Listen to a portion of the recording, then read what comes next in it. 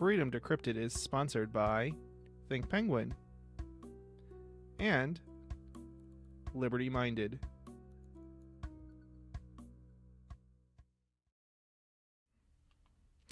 Welcome to Freedom Decrypted, streaming live from our Keene, New Hampshire studio. This is Christopher Wade, your host, and we have a new co-host to introduce today, Mr. Penguin. So if you're watching the stream live right now, you'll see that we have a big giant blow up Mr. Tux Penguin in our studio. If you're not, you're missing out. So we don't yet have a real co-host, but I'm working on it, and maybe next week see how things come out, and we might actually have somebody who has a interesting background who will maybe co-hosting too. If you're listening live on Saturday at 5 p.m. on our website, you can give us a call and just join in our discussions. The number is 1-866-703-2989. Again, the number is 1-866-703-2989. Or you can check out our website at freedomdecrypted.com. That's freedomdecrypted.com. So check us out over there. You can listen live, and you can even call into the show and join in on this discussion. Now, I know we're not having really much of a discussion. It's sort of a discussion back and forth between myself and the article, as we are missing a real co-host, but that's all right. The show is we've got a lot of interesting stories to discuss this week, and it's certainly, actually I should say, the past 2 weeks. I got 2 weeks worth of stories, so I've sort of migrated the ones that I felt were the most interesting over the past 2 weeks since the last show into sort of the front of the lineup. I don't really know that I can. 3 hours is a long show to do for one person by themselves, so I probably will just try and cover just some of the best stories over the past 2 weeks, or maybe I shouldn't say the best stories, but the most interesting stories, because some of these stories are horrible. They're terrifying. The fact that politicians actually think some of these things are in some of the stories anyway, are a good thing is just, it's terrifying. All right, so the first thing though I want to cover is, as always, I like to cover the free software and Linux, GNU Linux ish stories. So that's what we're gonna do first. I don't like to spend too much time on it, just because it's not the most exciting thing. Usually it's just a press release or something of that nature. So, but I do want to cover it, so people who, I don't personally usually follow this kind of stuff myself, but it's still interesting stuff to hear about and discover when you're maybe listening to the show. So, and I'm sure Mr. Tux here is going to be really super excited. So, Audacity 2.31 has been released, and this comes from ubuntu.co.uk. It's OMG. So, Audacity 2.31 has been released, and apparently, I didn't know this, but there was no Linux support, or they restored Linux support. I am gonna go into the story a little bit here. So a new version of Audacity, the open source audio editor, is now available for Linux. Audacity 2.31 restores support for Linux desktops. Last year, a major Audacity 2.30 release was only available on Mac OS and Windows platforms. Linux users were stuck on version 2.21.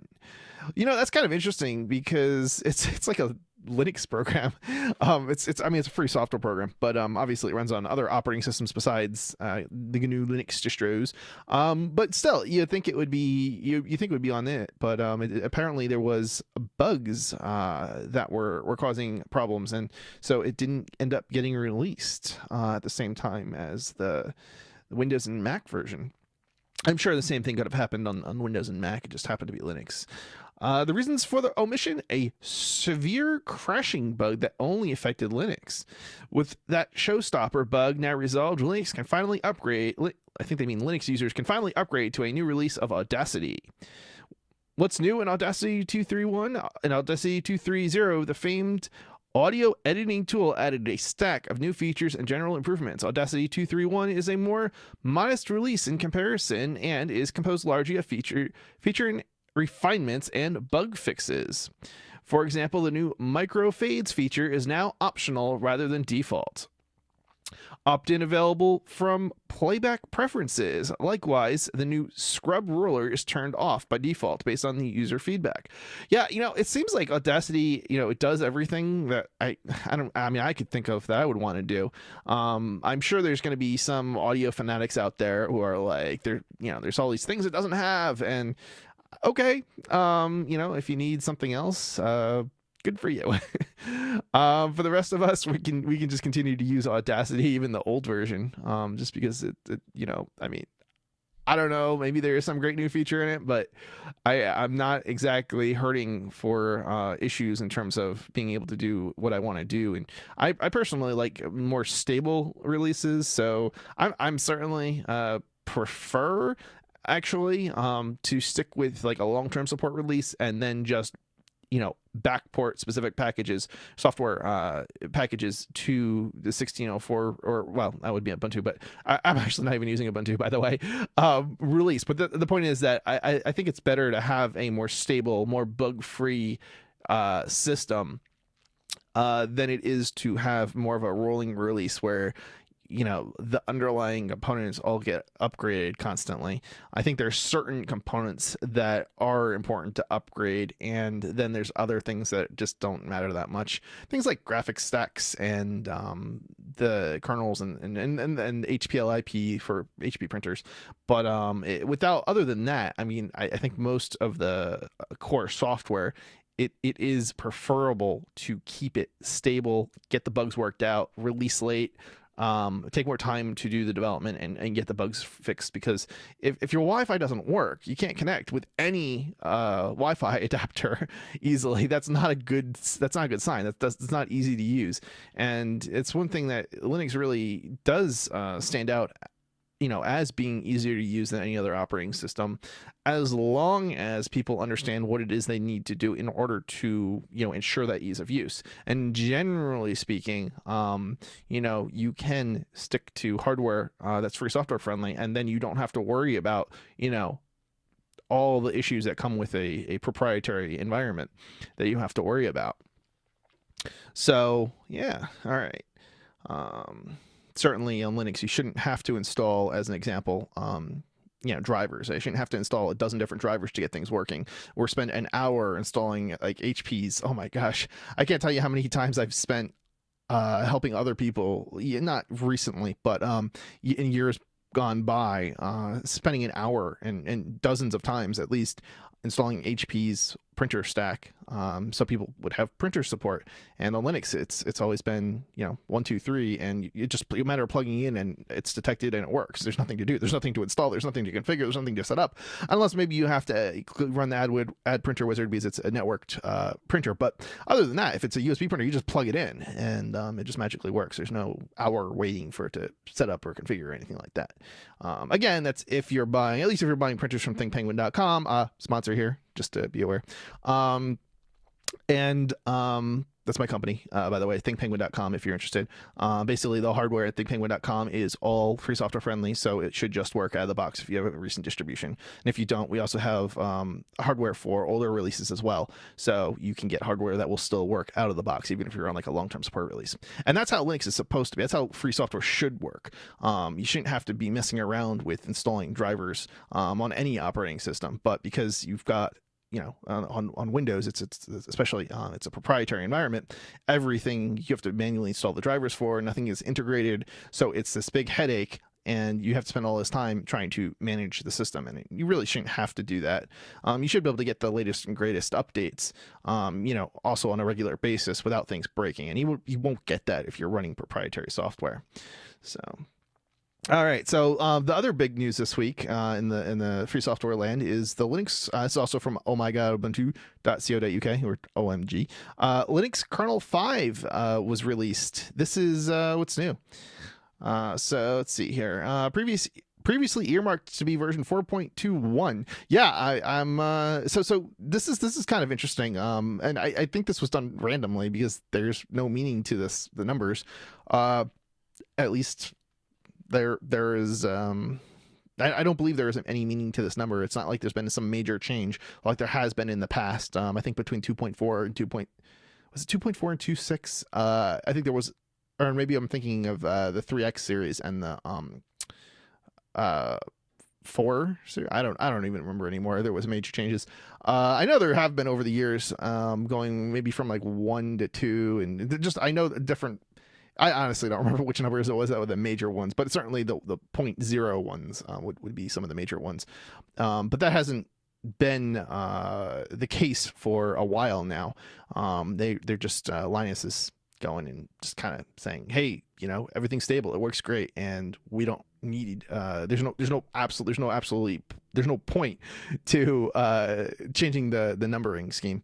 It's just oh well, we released 5.0, but it's not really like there's any really major changes. Previously earmarked to be version 4.21, the new release comes with a bucket full of improvements, as you'd expect. But don't expect grand changes just because there's a natty new version number. Linus Torvalds explains that the numbering change is not indicative of anything special. If you want to have an official reason, it's so that I ran out of fingers and toes to count on. So 4.21 became 5.0. Yeah, so yeah, it's basically what I said already. So yeah. Let's see here. So there is, there's actually some kind of interesting stuff here. So 80 Anttum data encryption. First up is support for 80 Anttum, or 80 Anttum, I guess is how you pronounce it, in FSCrypt. 80 Anttum is Google's drop-in replacement for the controversial NSA developed spec.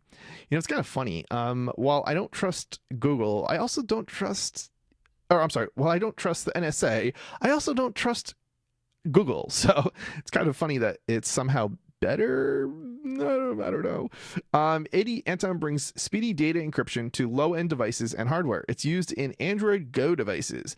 Regular Linux desktops can also leverage the technology thanks to native extension 4 and F2FS crypt support. But why would you want to use a weaker encryption? Am I just reading this wrong? I mean, presumably the low-end devices, it's a lesser encryption. If it's designed for low-end devices, that's what you would think anyway. I don't know. So why would you want to use it on the desktop? That doesn't make a whole lot of sense to me. Is this a feature you'll be taking advantage of? Probably not. Let's see here. And if anybody thinks I'm wrong about anything, or wants to add to the discussion, again, call in 1-866-703-2989. I know there's not a whole heck of a lot of people listening live, or at least not, live, I guess is the right way to phrase it. I know there's some people listening probably on LR and FM and also satellite and radio, but none of that is live.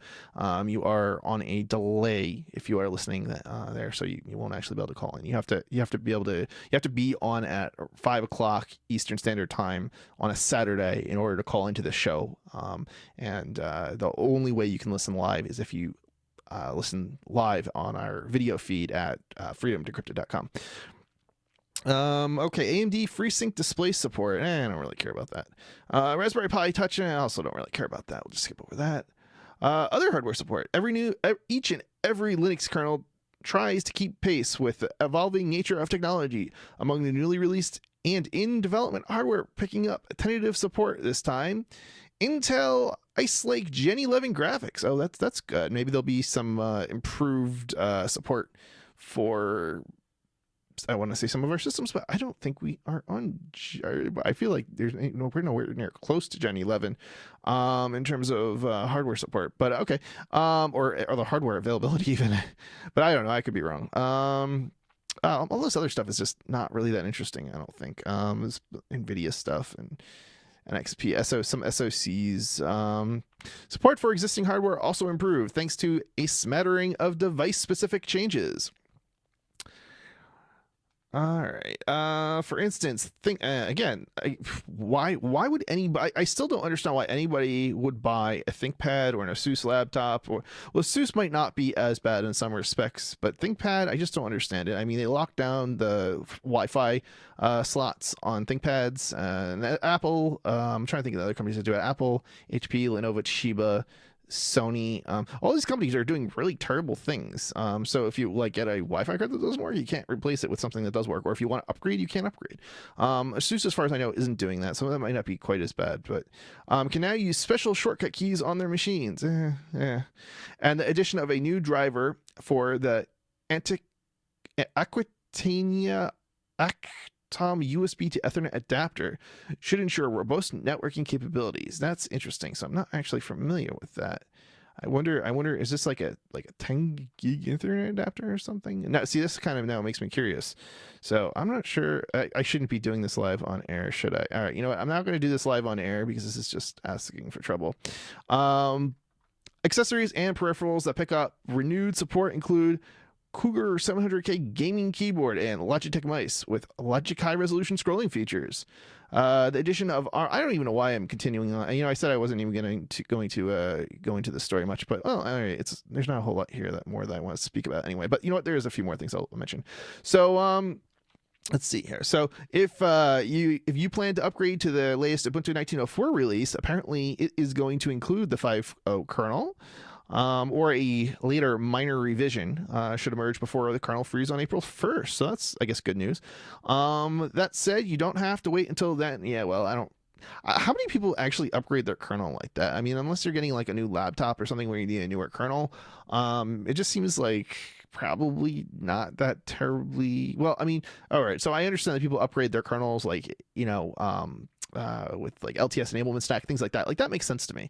But in terms of upgrading one's kernel, just like to go and manually upgrade the kernel, I mean, I don't know. It just doesn't seem like it's something I've ever found myself doing. But I mean, again, I guess if you're, you know, buying hardware that's not really got proper support yet, I guess that's what you would do. I mean, obviously you would have to, unless maybe you tried to build a module or something for kernel yourself. I don't know. It's one of those things where it just doesn't seem to be all that interesting to me, but I might be biased here. All right, so let's see here. I don't really care about that, I guess. Pro Bitcoin. So now we get into the interesting news. Not to say that the Linux stuff isn't interesting. Obviously, I have a company that sells Linux hardware, so I would find it somewhat interesting. Or I should find it somewhat interesting. But more on just a note, not getting usually into too much detail. So Pro Bitcoin Colorado governor signs cryptocurrency friendly bill. This is from Bitcoinist.com. So this is good news. So here we go. Colorado Digital Token Act. In November, Bitcoinist reported that U.S. Representative Jared Polis, who is a known cryptocurrency and blockchain advocate, became Colorado's governor. Oh, wow. Well, that alone is interesting news. So we've actually, you know, it's interesting. In New Hampshire, we've had governors who've been very, they actually welcomed way back in, I'm trying to think what year it was. It couldn't have been 2001. But it was quite a while. Maybe could it have been 2000? No, because that would have been like 20 years ago. It wasn't quite that old. Maybe like 2011. Or 8 or something like that. I don't know anymore. There was a governor in New Hampshire who actually welcomed the Free State Project, which is a migration movement of libertarians, people who believe in freedom and liberty. Yeah, basically not Republicans or Democrats, pro-gun, but not pro-gun, but pro-gay marriage, things like that. So it's a little bit from A, a little bit from B, and then always, of course, advocating for freedom. So less government, less restrictions, less taxation. So he actually welcomes, and for those who aren't aware, libertarians pretty much created the movement. The crypto world and is basically propped up by them, or invented by libertarians and pushed early on by libertarians. The first places you could actually spend cryptocurrency was at a Pork Fest in New Hampshire, which is a libertarian festival in the summer, and you know, in the world. And then there was and that was even before the first Bitcoin conference. And basically, the governor actually welcomed people to, at the time, and this was before the Free State Project like existed. Really, I mean, it was early in the early days, and they actually, when it was voted on, I believe the governor actually welcomed, you know, movers, and so he was very liberty minded in at least some respects. And I suspect he probably would have supported it as well, cryptocurrency. And unfortunately, we've had some terrible governors since then, but We certainly do have a lot of representatives now that are very pro freedom, and so cryptocurrency. We have a lot of representatives in New Hampshire that who actually hold cryptocurrency in our house, and so there have been a lot of bills, similar types of bills like this, that have been passed. We actually in New Hampshire we actually totally not decriminalize. I'm thinking of a different bill. We completely gutted the authority of the banking department in New Hampshire to regulate cryptocurrency. That's what I want to say. And that was like last year. On March 6th, Theresa Cesarek said that Polis has signed Colorado's Digital Token Act. The act is supposed to enter into effect on August 2nd, 2019, and it aims to cement the state's position as a hub for companies and entrepreneurs that seek to utilize crypto economic systems to power blockchain technology-based business models. The bill outlines the uncertainties companies face when buying, selling, and even issuing their own cryptocurrencies. It also exempts certain digital tokens from state securities regulations. So let's see here. Exemptions based on purpose. Colorado's Digital Token Act will effectively exempt cryptocurrencies from state securities law if the primary purpose of the digital token is a consumptive purpose.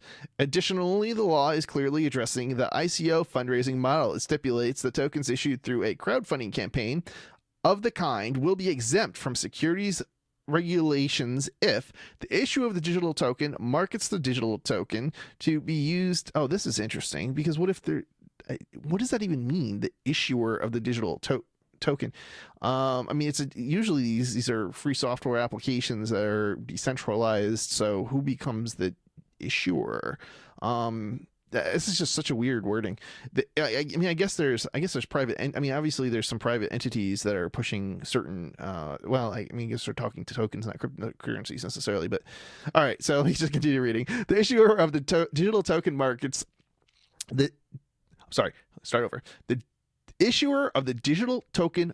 Oh, I was saying that right. Token markets the digital token to be used for a consumptive purpose and does not market the digital token to be used for a speculative or investment purpose. Well, this is the problem I have with this. It's like, okay, so you're not necessarily like, if there's not a single company behind it, or there is, but somebody else promotes it for speculative purposes.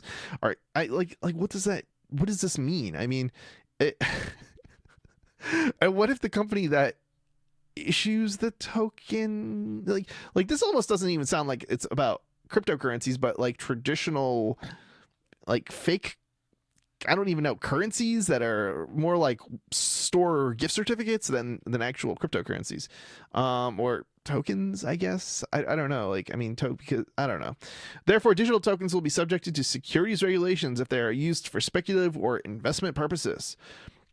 The law also outlines how exemptions will be granted. Per the document, each issuer of a digital token shall file a note. Well, what happens if somebody forks it? Is a fork then exempt, or is a fork not exempt? And this just drives me.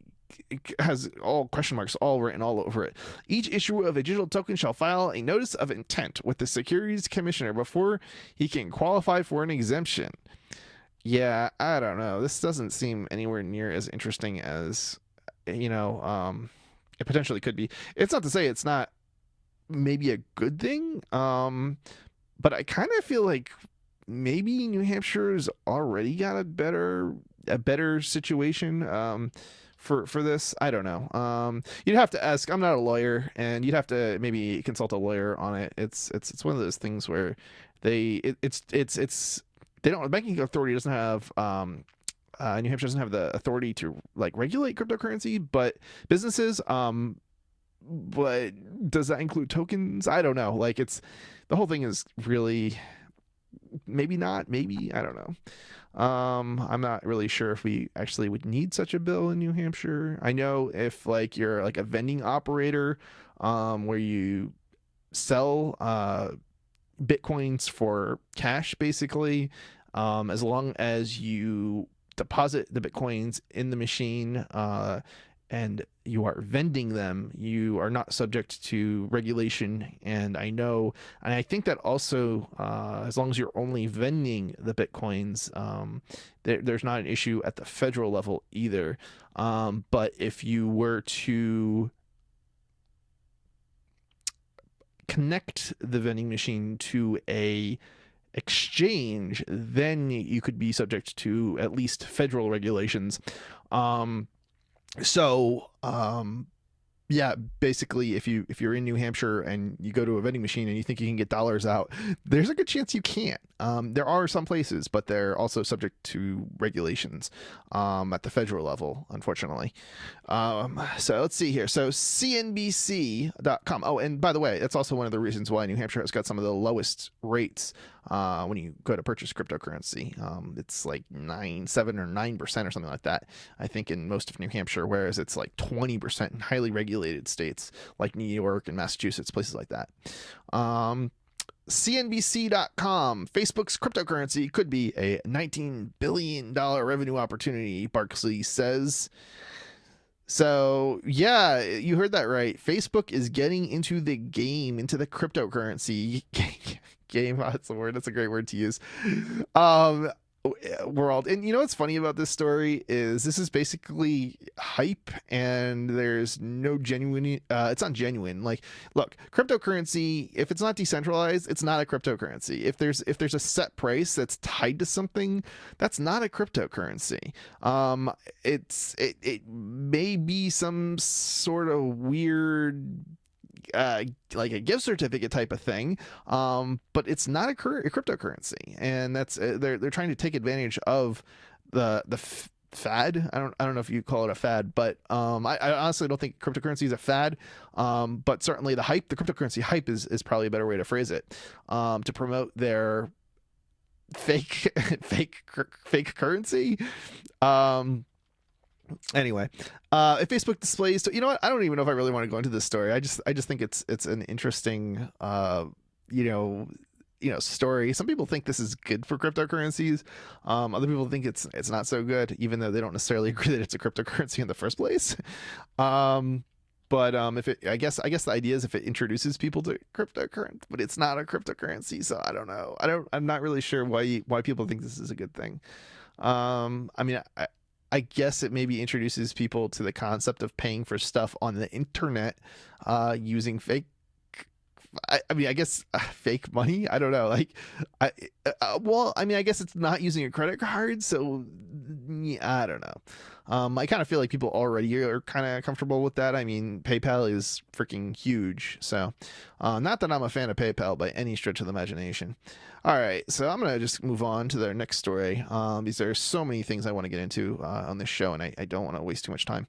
So another story. Oh no, I don't think we have a story from CoinDesk yet. CoinDesk, but we do frequently have stories from CoinDesk. This is from CoinDesk.com. Bitcoin coders send international lightning payment over ham radio. Yeah, I can't say that I've been, too much of a fan of the Lightning Network. I haven't seen any real wallets, like popular wallets, that have adopted it, and I guess I've heard some other things that have not been so great about it either. But I mean, at the same time, I was hoping that the Lightning Network would solve the issues with high fees and things like that, but they don't seem to. They don't seem to have done that, and maybe it has, but I don't know. It hasn't actually been adopted by anybody, and it just seems like it's easier to use a different cryptocurrency. And for the stuff that isn't, stuff that you can't really do that with, maybe online purchases. In some cases, with certain places only taking Bitcoin, but they're not taking Lightning anyway. So, and I know there's been some push for, like, there's I'm trying to think, there was a pizza place that required you to use a Lightning wallet, but it's like there's no Lightning wallets out there that I would trust installing, at least not that I'm aware of. I looked at the list. Maybe there's something on there that's be worth installing, but given that there's nobody really, there's not that many places to spend or use Lightning yet. It's kind of like not really that worthwhile. I've already got a Little Zoe's now bakes in Keene, New Hampshire, bakes pizza, so that would be like the only thing. Well, it's actually kind of funny. It was actually about the same time that Little Zoe's. So Little Zoe's is a pizza shop in Keene, New Hampshire, and they used to do take and bake. So basically, it's where they make the pizza, but they don't bake it for you. Well, now they started baking it or offering to bake it for you as well. So now you can get pizza in Keene for Dash or Bitcoin, or maybe Bitcoin Cash, and you don't need the Lightning Network. So it's like, what do I do? Do I do this Lightning thing because I want to order pizza with crypto, or do I just, go and get my pizza using just Dash or Bitcoin or something like that? And the answer is, well, I'm not installing the Lightning Network. It's not here yet. And even if it is, I've kind of been put off by it a bit. So, but I do know a friend of mine, Chris Reedman, over at 101 Local Goods in Keene, New Hampshire, who has a business and he also takes crypto. He's the only place in town that I think we actually has support for it. And there's dozens of places in Keene, New Hampshire, because it's a small town. It's 23,000 people. But we do have a high rate of cryptocurrency acceptance relative to, well, the rest of the world, basically. So there are options here. So if you're a tech person, if you're a cryptocurrency person, and you haven't checked out New Hampshire, certainly Portsmouth is huge when it comes to cryptocurrency, and Keene is also, at least on a per capita basis, acceptance is pretty widespread here. Bitcoin coders send international Lightning payment over ham radio. So I guess this is sort of an interesting story, just to not really go into too much, but the fact that you can send, and I'm not entirely sure, to what degree this actually happened. I mean, what would make this kind of interesting is if you can send cryptocurrency without the internet, or even if you're disconnected from the internet. And I say that because if, say, you're in some country or your government shuts you down, right? It shuts off your internet connection. Well, if you could send payments without the internet, all of a sudden you open up the door to, I don't know if I don't know. I mean, obviously I'm not, how do I say this? I'm not under the illusion that I think there's going to be a revolution. I know some people are kind of, they're kind of out there and they think, oh, the United States is going to break up. And I'm not necessarily thinking that. However, I do think that it's important to have abilities and technologies that enable people to escape authoritarian regimes. And I do think we have that in the United States. It's not as, especially in a lot of states, and certainly at the federal level too. I don't think it affects obviously it affects everybody at the federal level, but to some degree, but it doesn't, I don't know how to say it. Look, the federal government is certainly, they're going to take a certain percentage of your money. But the states have more of an impact in terms of the people that they throw in jail. The states throw more people in jail than the federal government does. The federal government is more totalitarian about it, but yeah. Some of the states are more liberty friendly, certainly like New Hampshire. And certainly some states don't have a sales tax. Again, New Hampshire. There are high property taxes in New Hampshire, though, at least compared to some states. But most of those other states that don't have a high or as high property tax have sales taxes. So it's, yeah. Nowhere is perfect, unfortunately. And I don't even know if that's entirely the case. There are some places, I think, in New Hampshire where you could get a cabin where there's basically no people and in an area and not pay any property taxes. But you're literally living by yourself, and there's you'd probably be living in a cabin somewhere. So yeah. Bitcoin is making ham radio cool again. Oh, tweeted after sending the transaction to Novop, referencing ham radio, the use of radio by hobbyists who fiddle with radio technology. Wow. It looks like did this communication happen from somewhere in like Los Angeles up to Ohio-ish area? I don't know. That is interesting. I'm not entirely sure what all of this means what I'm looking at here. Let's see here. But sending Bitcoin over radio just isn't just fun. Some researchers argue it is actually has a necessary use case. In fact, the idea itself is the brainchild of Nick Szabo, inventor of the smart contract. O and Szabo presented the idea in 2017 at the Scaling Bitcoin conference in San Francisco, arguing at the time that it could help Bitcoin build resistance to partition attacks researchers argue could potentially be used to attack the network. The idea is that while the internet can potentially be censored, yeah, and that's a concern, it's not the only form of technology that can be used to send data from one part of the world to another. Yeah, and this is exactly the point that I'm trying to make. There may be places around the world where, a group of people who want to break away from their dictatorship or authoritarian regime or whatever, and this enables I know people are going to be like terrorists, but this also enables people who obviously anybody who tries to break away is, the government in that region is going to call them terrorists, right? Like the British would have called the American independence terrorists. So so in a sense that you can say that you support terrorism, and it doesn't really mean that you support killing brown babies, or I don't know. Well, no, wait, that's probably not. That's not what I meant to say. It doesn't mean that you you want to go out and kill innocent people. That's a better way to phrase it, I guess. In case China decides to censor Bitcoin via the Great Firewall, or places like North Korea where there is no internet at all, as you put it in an email to CoinDesk. Yeah, I don't necessarily know those are necessarily the greatest example. Maybe China. I don't know about necessarily North Korea because they're so backward there. But certainly like places like maybe Cuba or something like that. But then again, Cuba now also is opening up their internet too, and more people have it, and so who knows? Cuba seems to be changing. So we'll see. We'll have to see what happens in the future with Cuba. Technology infrastructure startup Blockstream licensed satellites that beam Bitcoin to users around the world. Oh, see. Well, wait a minute. Oh, okay. No. Okay, so this is not like the radio frequency stuff. This is different. For similar reasons. Still, there are limits to that concept. So that's interesting. So they're actually breaking. I'm presuming that means they're breaking the law in certain places. It was a fun demo, but obviously unrealistic because we coordinated everything online before sending the radio signals. Oh, acknowledged. She continued, the equipment is currently the hard part. You need a radio that supports these frequencies. The cheapest way is with a software-defined radio. I wonder if they're actually breaking the law too, because, well, cryptocurrencies do involve encryption at some level. And that's, I think, not legal to put over the radio or ham radio. So I don't know. Is a software-defined radio, which is about $200 for something that can transmit low-power signals, or thousands for a high power transmitter.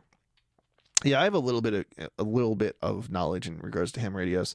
I would not call myself an expert by any stretch of the imagination. And no, I've not taken any tests, and I don't necessarily agree that there should be testing, or that you should need necessarily permission from the government in order to operate a ham radio. Torrentfreak.com. And I do realize that can mean that potentially you can run into problems and cause interference and stuff like that. So another story from torrentfreak.com. Supreme Court denies Kim.com permission to appeal. So this is huge news this week. I believe this came out the other day actually. So in 2016, Mega Upload founder Kim.com filed an 8-point statement of claim for judicial review in an effort to attack the underpinnings of the extradition process. A year later, the High Court struck down the first 7, and a subsequent appeal by .com failed. In a judgment handed down today, .com was denied permission to appeal to the Supreme Court. So it sounds like he's basically going to be extradited. If the Supreme Court turns you down, who can you appeal to? I guess you could appeal to like the UN or something like that, but the reality is the UN doesn't have authority over like independent countries really, or they can basically just ignore the UN. In 2002, the file hosting site Mega Upload was shut down by the United States government, and founder Kim.com and several associates were arrested in New Zealand. For the past 7 years, the U.S. government has been engaged in a battle to extradite .com so he can face trial in the U.S. on several counts, including copyright infringement, racketeering, and money laundering. You know, it's interesting how they haven't gone after YouTube, and YouTube did all the same things under their logic. .com has fought back every step of the way, and in 2016 filed an 8-point statement of claim for judicial review aimed at attacking the underpinnings of the extradition process by filing an 8-point statement of claim for judicial review. Yeah, I mean, this whole thing just stinks so badly.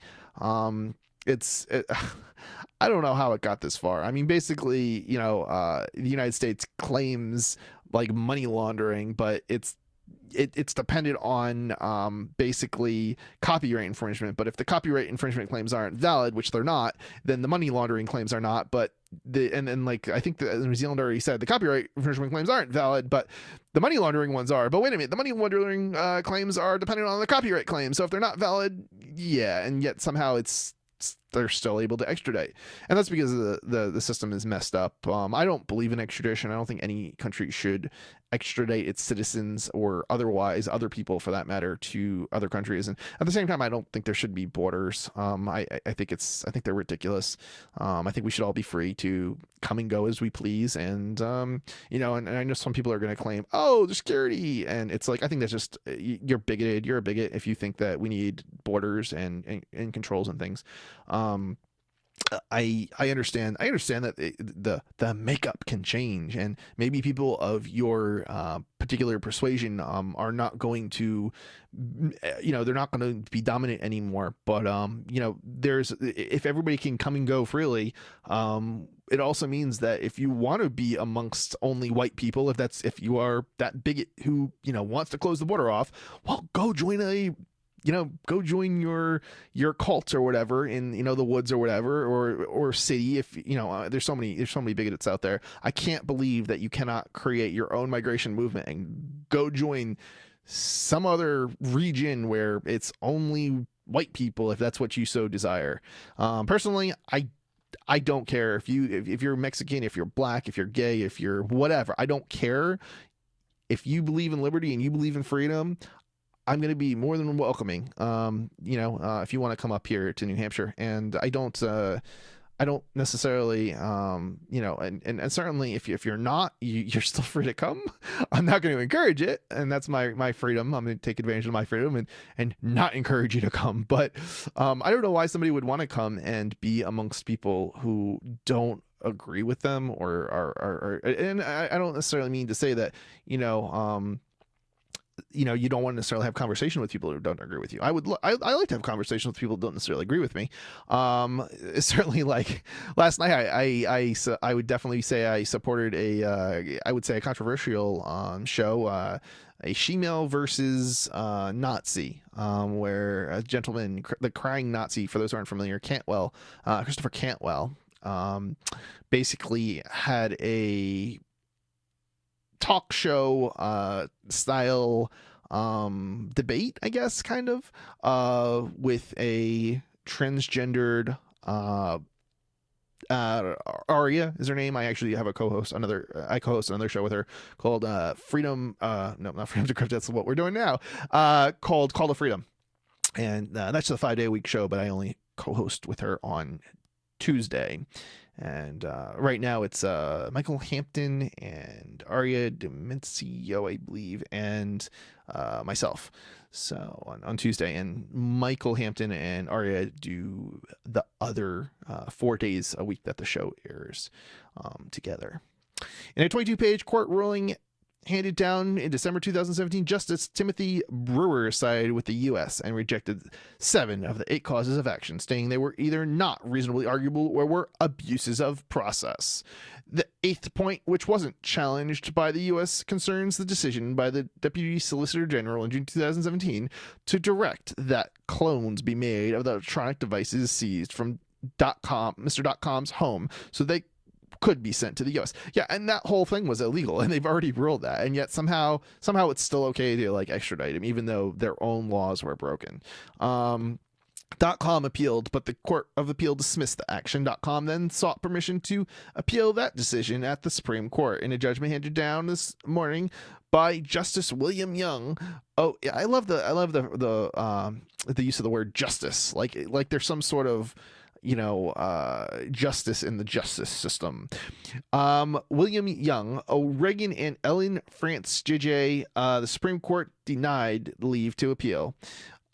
The applicant.com argues that the criteria for the grant of leave to appeal in S74 of the Senior Courts Act 2016 are met in relation to the present application, either because the application raises matters of general and public importance, or because of a substantial miscarriage of justice that may occur. How is this not a miscarriage of justice? And how is this not a substantial? This regards extradition matters, and certainly anybody who is being extradited, is going to be impacted by this. Miscarriage of justice may occur if leave is not granted, the judgment reads. We are not persuaded that the proposed appeal raises matters of general and public importance. Yeah, and this is a thing that just is mind-bogglingly dumb. Of course it's of general public importance. The public, anybody who is within that system could be just randomly, basically forcefully removed from the country to face persecution in a foreign land which they've never even been to. I mean, that just how is it that I should be subject to North Korea's laws when I've never been to North Korea? I mean, that's what they're arguing here. Of course, this is of general importance to the public. .com argued that a miscarriage of justice would take place if they denied permission to appeal. However, the Supreme Court said that was not correct. Not correct. It's only not correct because you've decided that it's not correct. I mean, this is just ridiculous. The applicant is seeking to challenge the concurrent findings in the courts below on almost every point that would be in issue if leave were granted. We do not see the arguments foreshadowed by the applicant in his application for leave and the submissions in support of that application as having sufficient prospects of success to justify the grant of leave, the judgment adds. After dismissing .com's application for a hearing at the Supreme Court on the matter, the court, and this just adds insult to injury, the court then ordered him to pay $2,500 to the U.S. government to cover its costs. Yeah, this is just messed up. So yeah, that's the story today, the big story in the copyright world, I would say, or this week for that matter. So I got another story here. From the register.co.uk. Radio Gaga, techies fear EU directive to stop RF device tinkering will do more harm than good. So this is basically, again, wireless. We've always talked about it as if this is a wireless router issue. This is not really a wireless router issue. This is, and this story is very well written, and it's clear that this is not about wireless routers. This is actually about wireless devices, including your laptop. And it's something I always pointed out. So I actually helped with stop Wi-Fi. I'm trying to think of the name of the campaign now. It was about the US and not just the US, Europe as well. Basically mandating lockdowns of any device that includes a modern Wi-Fi radio chip in it. And it's absolutely it's crazy. But now I wouldn't say that's necessarily every device is being locked down in the United States, but certainly it's being applied. So you have to understand what's law is not necessarily applied in practice. So there's a law that requires every device to be locked down basically in the United States if it has a modern Wi-Fi chip in it. Okay. But it's only being applied to routers as far as I can see at the moment. The problem is that it could at any point extend beyond that. And certainly it's already having a huge negative impact on users' freedom in the router world. All of TP-Link's routers, as an example, are locked down, supposedly except for one. And that one router is, I don't know, I don't even know if I ever looked into the details of how they're doing this, but it's going to be something probably like it's based on a read-only chip, and therefore you can't make any modifications. And so you can't do things, for example, like add mesh networking support, or there's all these features that get added by the users and not in the free software world, and not by the companies designing these chips, because there's not a big enough market for it, and whatever. Or maybe they do some development, but they don't actually make it stable and reliable, because that's, again, not their, there's just not enough people out there for that, or whatever. And so we have this really terrible situation in the wireless world now, where everything is locked down, and it's a tragedy for so many reasons. Everything, it's negatively impacting emergencies, like in catastrophe type situations. It used to be that ham radio operators could modify their wireless routers in order to set up temporary communications networks and things like that, so that people could get emergency crews out and help to those who were dying. Okay. In places like I'm trying to think some of the examples, but down in New Orleans, during, was it, no, it wasn't Sandy. I'm trying to think. I forget the name of the storm, but basically it totally destroyed most of New Orleans, and there were a lot of people hurt. And if it wasn't for these being able to have these wireless routers, there would be no communication system in place. And without a communication system, well, how are you going to safely get the help to the people who need it most? And you just don't. And so people die. And the FCC is literally they're killing people, and there's no way that the safety improvements or benefits, assuming that they even exist at all, from banning it, such that it may not, and I think it's also garbage, interfere with a certain part of the 5 GHz spectrum, which is used during basically bad weather at airports, is going to have any kind of real benefit. The benefit's not, there's no way the benefit's going to outweigh the harm that's being done by these types of laws. So let's actually get into the story a bit. So industry and free software folk alike condemn proposals. Yes, absolutely. EU plans to ban the sale of user moddable radio frequency devices like phones and routers have provoked widespread condemnation from across the political bloc. The controversy centers on Article 331I of the EU Radio Equipment Directive, which was passed into law back in 2014. However, an EU working group is now about to define precisely which devices will be subject to the directive. And academics, researchers, individual makers, and software companies are worried that their activities and business models will be outlawed. Activities and business models. I have to wonder, who are they talking about?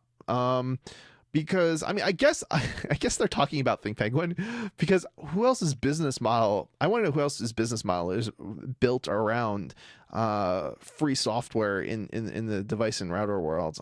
Certainly there are open source people, open source routers, but they're not concerned about the freedom aspects. They've got proprietary parts, and they have no issue with that.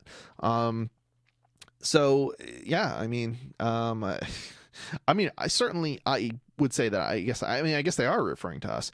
Article 33I, and I would say I would agree with it. They could include us fairly. I mean, we're not in the EU, but nonetheless, Article 33I state we haven't been since like GDPR, because we got the heck out of there. GDPR is just it's a means of undermining small entities. Article 33I states that RF gear sold in the EU must support certain features in order to ensure that, and just to be clear, you can order from us from the EU, but we don't operate in the EU, which has a detrimental effect on people living in the EU, because they can't get parts and stuff that people in other places can get in a more timely fashion. Certain features in order to ensure that software can only be loaded into the radio equipment where the compliance of the combination of radio equipment and software has been demonstrated. If the law is implemented in the most potentially harmful form, no third-party firmware could be installed onto something like a home router, for example. I cannot pronounce that name, of the Free Software Foundation Europe told the Register, if the EU forces Wi-Fi router manufacturers to prevent their customers from installing their own software onto the devices, this will cause great harm to the OpenWRT project. Yeah, and LibreCMC, which is a fork of OpenWRT, but without the proprietary bits. Wireless community networks, and you know what? They're recognizing, even though it's an open source project and not a free software project, they're still OpenWRT is still recognizing that it's going to cause problems, because it means, well, I mean, yeah, okay, so it's going to cause problems where you won't even be able to flash firmware, but it's also going to cause problems in that we won't be able to develop, support for things like mesh networking. So for people who aren't aware, a lot of the stuff that used to be in the drivers is now in the firmware, and the drivers, yeah, I mean, basically you can't, if the firmware is closed, right, which is what they're requiring, but they're not really requiring just that. They're effectively requiring the lockdown of the entire router. Yeah, so, but either way, even if it wasn't done that way or whatever, and you have to understand that it's billions and billions of dollars. There's like 3 companies doing Wi-Fi chipsets. There's no way that any router manufacturer is going to be able to fix this properly. When this law goes into effect, there's so few choices. It's like, it's like saying, well, there could be another choice that, is free software. No, there couldn't be. Not in any practical, there's no practical way to make that happen. You can't just design your own chip. It's not that simple. You're talking about billions and billions of dollars going into into this sort of thing. Yeah, you can design your own router, but you're still relying on these chips, and if the chips aren't designed right, you're not going to be able to fix it. Wireless community networks, innovative startups, computer network researchers, and European citizens. This would increase the electronic waste, making it impossible, yeah, absolutely, for the user to fix security vulnerabilities by himself. Well, no. You're not fixing the vulnerabilities by yourself. You're simply getting security updates from other parties, and those updates won't happen because, well, one, your preloaded router firmware from most manufacturers is proprietary already, okay? They rarely update. So if you use a router for any length of time, the only way to update is to switch router firmwares, okay? And you are now outlawing those alternative router firmwares, which means they're mandating insecurity in every freaking router. And what's worse is that they've justified all these bans for security reasons, which is absolute nonsense. It's doing the opposite of what it yeah, clearly I'm too involved in this whole article.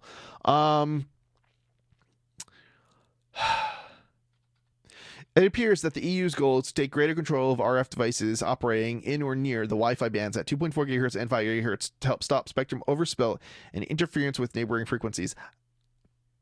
I'm pretty sure it's mainly the 5 gigahertz is where the issue is, because there's a part of the 5 gigahertz band which is used for airports. There's this some sort of device that basically lets them see the weather conditions or something, and on like a radar, and sorry guys, from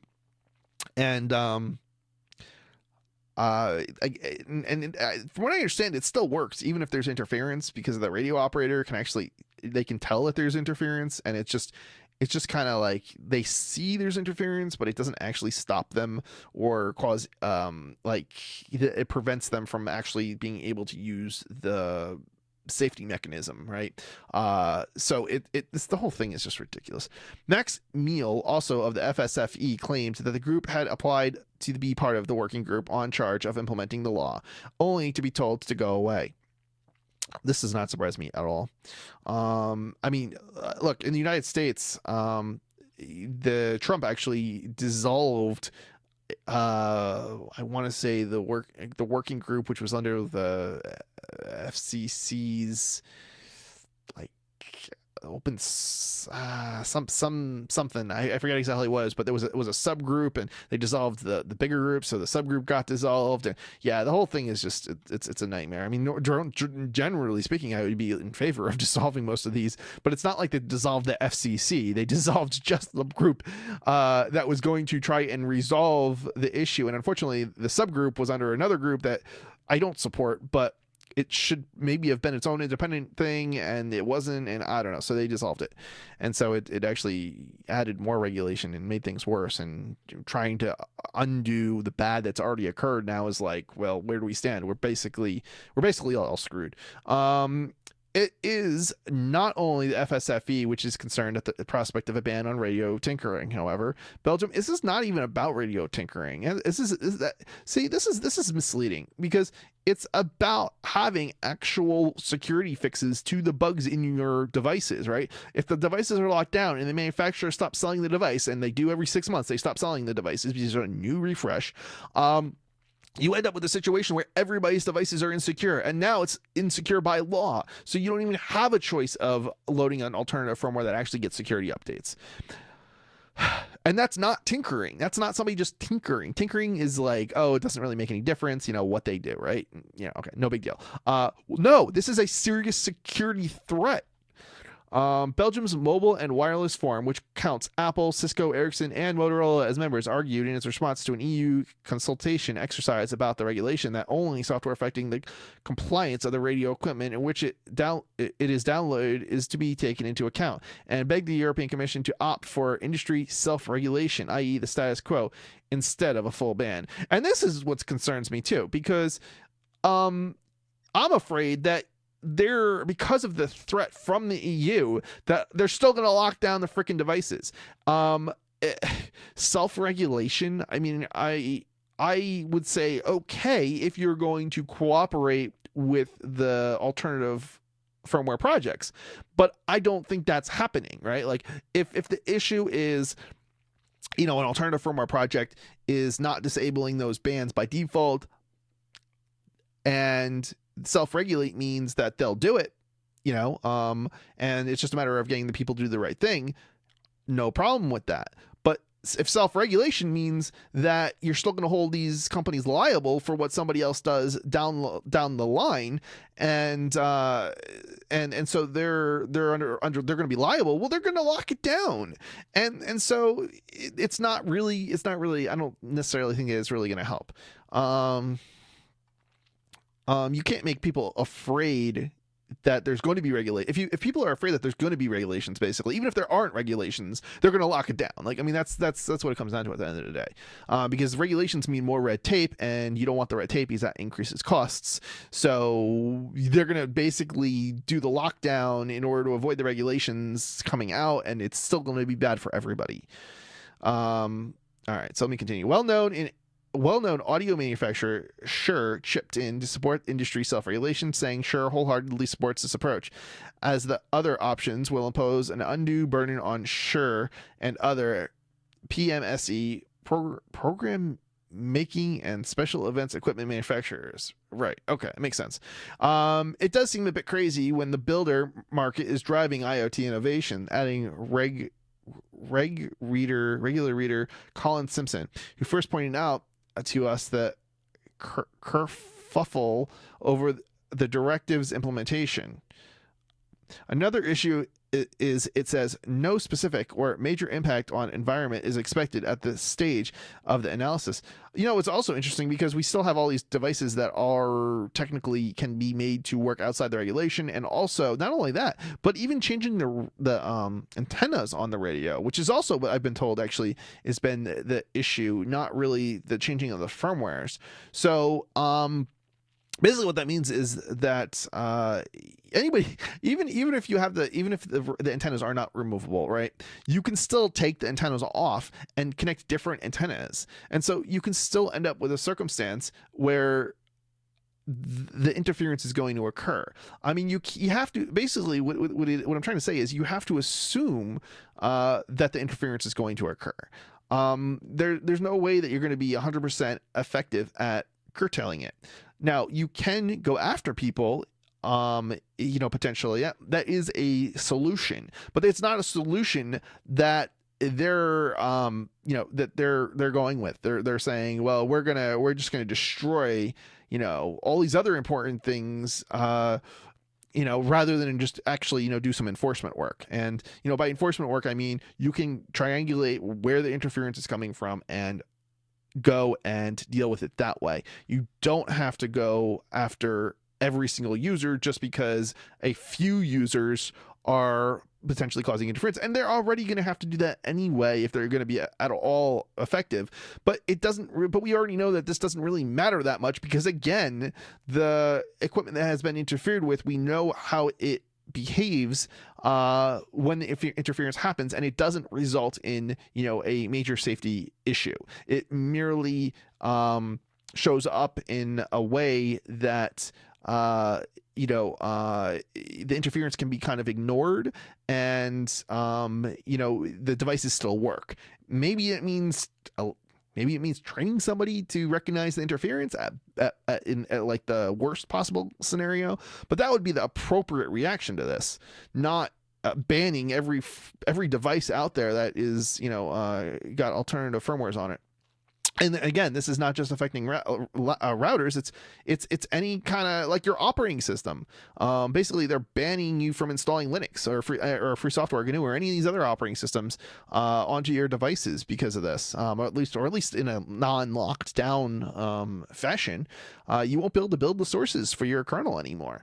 I mean, again, and I know some people are like, well, I don't build my own kernel. Well, okay, sure, but somebody is building your kernel, and they won't be able to do it potentially, because if the market's not big enough to support certification of a device with the software that you want on it, well, guess what? It's going to be locked down, or I'm sorry, no, it's not going to exist, period. So yeah, Linux exists, but you can't install it on any laptops. Yeah. All right, so that's quite a big story this week. I think we're gonna let's see, it's already an hour into the show. We're gonna call it. We'll be right back after this quick break from our sponsor. We'd like to invite you to visit freekeen.com. Freekeen.com features audio, video, and blogs chronicling the transition to a voluntary society. Freekeen.com also has comments and discussion forums so you can be heard. Freekeen.com. I should be in Keene, New Hampshire with the Free Staters.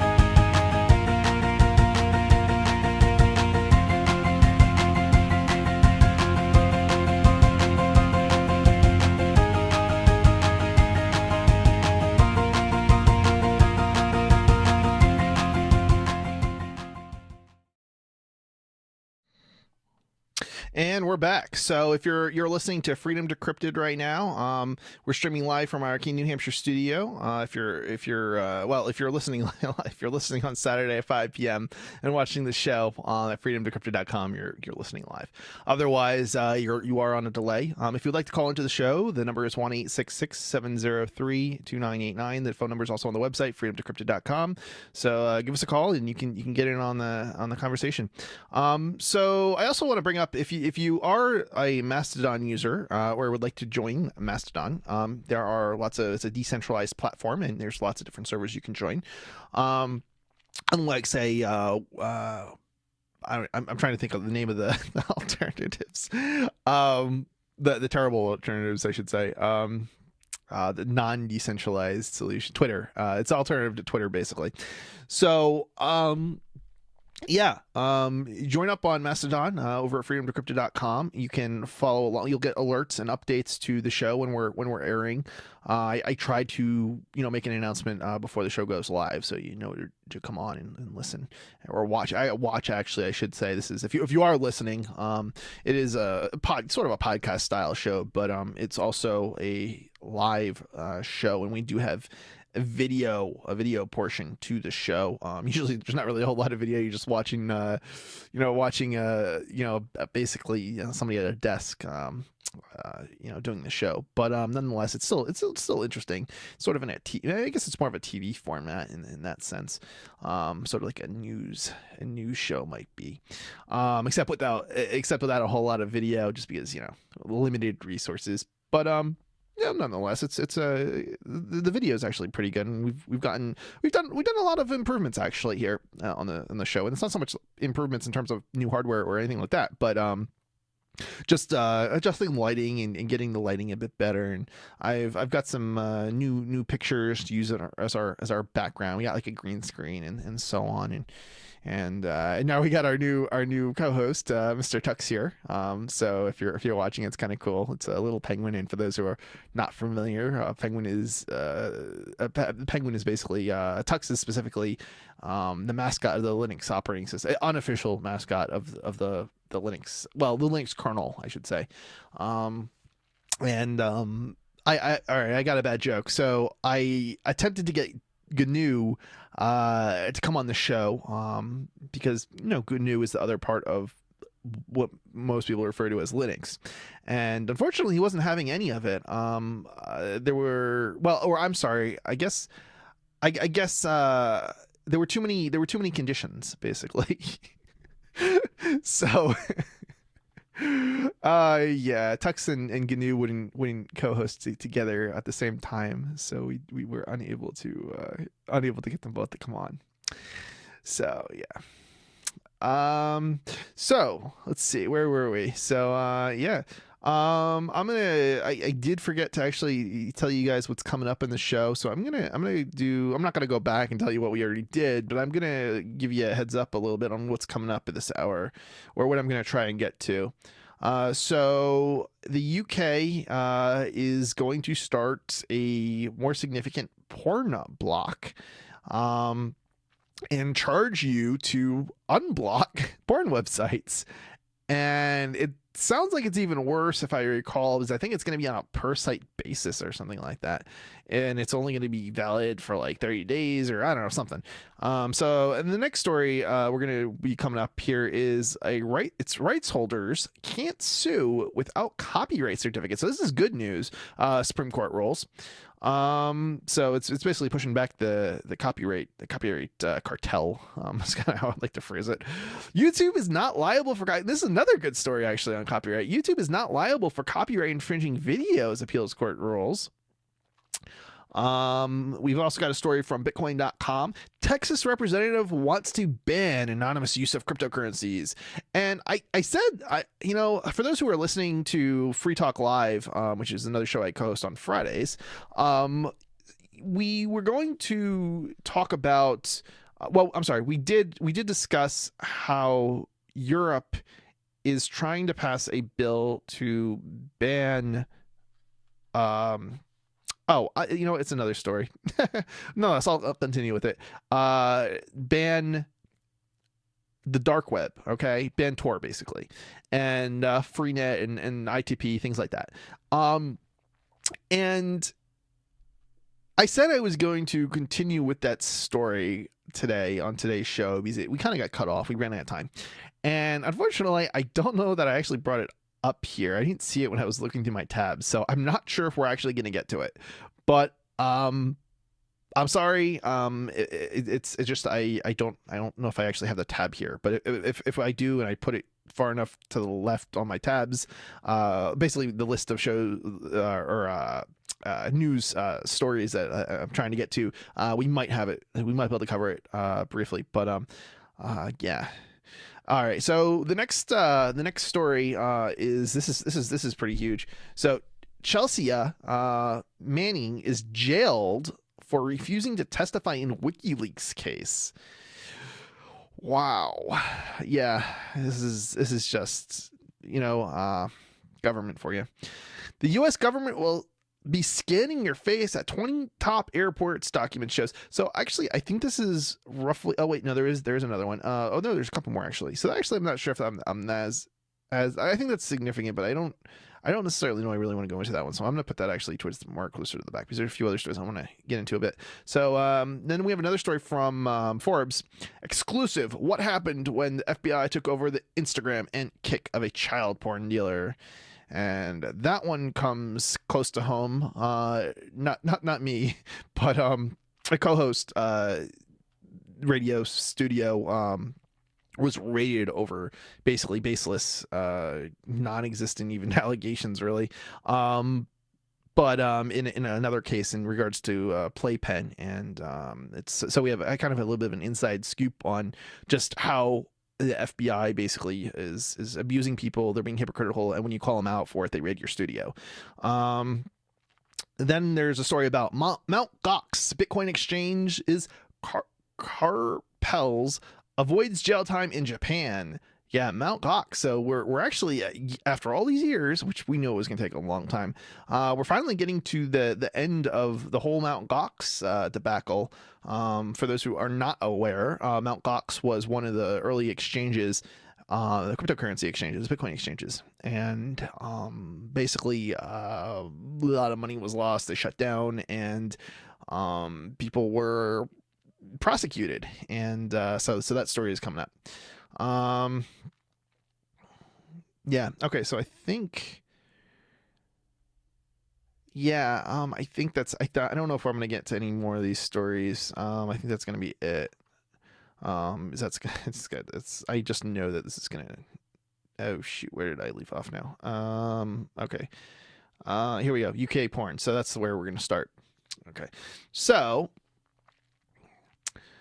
this comes from thesun.co.uk. And yeah, okay. UK porn block starts April 1st, but you can unblock it by handing over your ID or buying a €5 porn card on your local high street. High street's like Main Street, I think, basically. This is a UK story, so their English is a little different. Watching free porn in Britain is about to get a lot trickier thanks to new rules that aim to protect children from online smut, which is, it's kind of humorous because that's not what's going on here. Because look, first of all, they already have these porn filters offered by ISPs, and so there's already censorship going on. Well, there's actually two forms of censorship. There's already censorship going on that applies to everybody, but it's basically extending the censorship filter that applies to everybody from just I want to say just child porn, but it's not just child porn. There's probably other stuff on the filter we just don't know about what's being censored. So now it's going from just child porn, like who cares, right? To every other kind of porn. And this is the problem with censorship. It doesn't end. It never ends. And so they're basically extending that filter that applies to everybody to other communications. And that's just messed up. It undermines democracy. As early as next month, porn sites will be required. And before you say, oh, no, it doesn't, it's just going to extend to porn. Well, no, it doesn't. We already know that there are political sites in many countries on these same lists. So the idea that it only affects, you may only hear about the porn, but all right, in the news, but it's not just the porn that's on these lists. There are political sites on these lists in many of these supposedly Western countries that support democracy and they support free speech, i.e., hint, none of them do. Not a single country that I'm aware of is fully on board with free speech. And that includes the United States. As early as next month, porn sites will be required to get proof of ID from UK residents before showing any X-rated clips. The new rules will make it trickier to access porn sites. Somehow, I'm a little bit skeptical of that. It's not, I mean...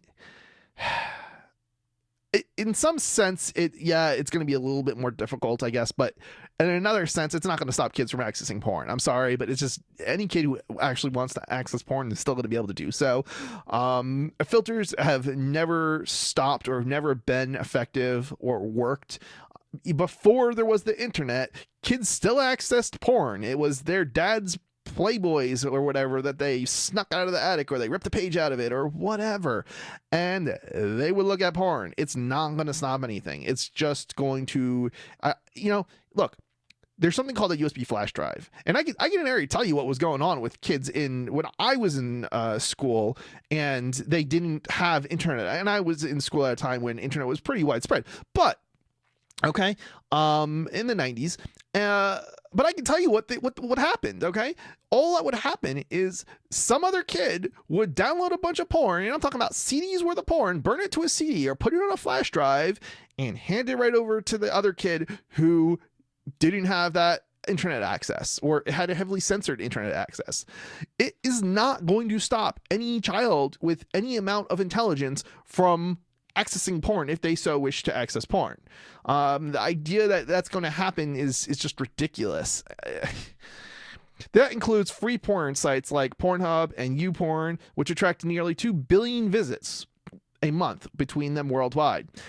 They'll join a number of other sites in using the Age ID system, which I didn't even know that it still existed, which requires users to verify their age via an official form of ID, such as a driver's license or passport. And I think the reason I didn't even realize that this still existed is because this was something that I was aware of in the 90s, but I do believe the U.S. Supreme Court eventually ruled that basically the laws that had passed, and they passed several, like Child Online Protection Act and all these laws in the 90s, again and again and again, and they just kept getting ruled down by or unconstitutional by the Supreme Court. Basically, the U.S. Supreme Court, that is. The U.S. Supreme Court continued to rule basically that you can't censor adults.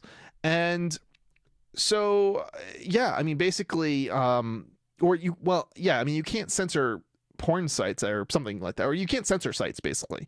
All right, and so it was a circumstance that is, which actually kind of begs the question of there's another law that's supposed to be against sex trafficking, which makes sites liable if there are like more than 3 or 5 or something prostitution ads. But it's like the way it's worded, it's like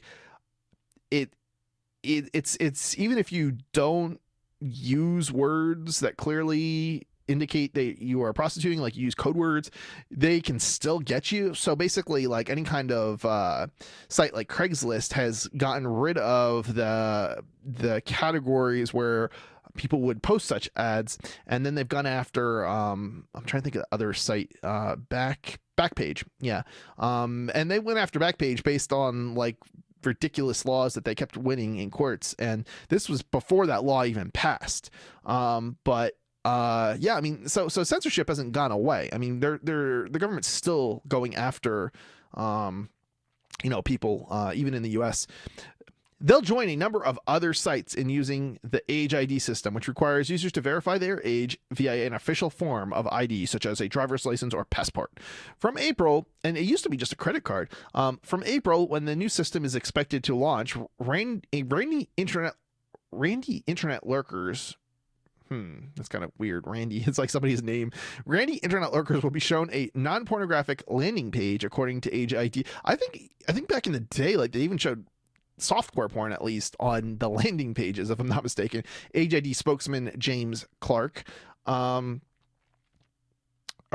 to Age ID spokesman James Clark, when a user first visits a site protected by Age ID, a landing page will appear with a prompt for the user to verify their age before they can access the site, he told The Sun. Sites like Pornhub will require age verification before showing users any smut. Each website will create their own non-pornographic landing page for this purpose.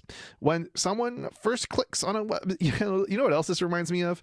They actually went after something equivalent to HI, the founders of or CEOs or something, or owners or something of another system like Age ID in was it the 90s, 2000, something like that.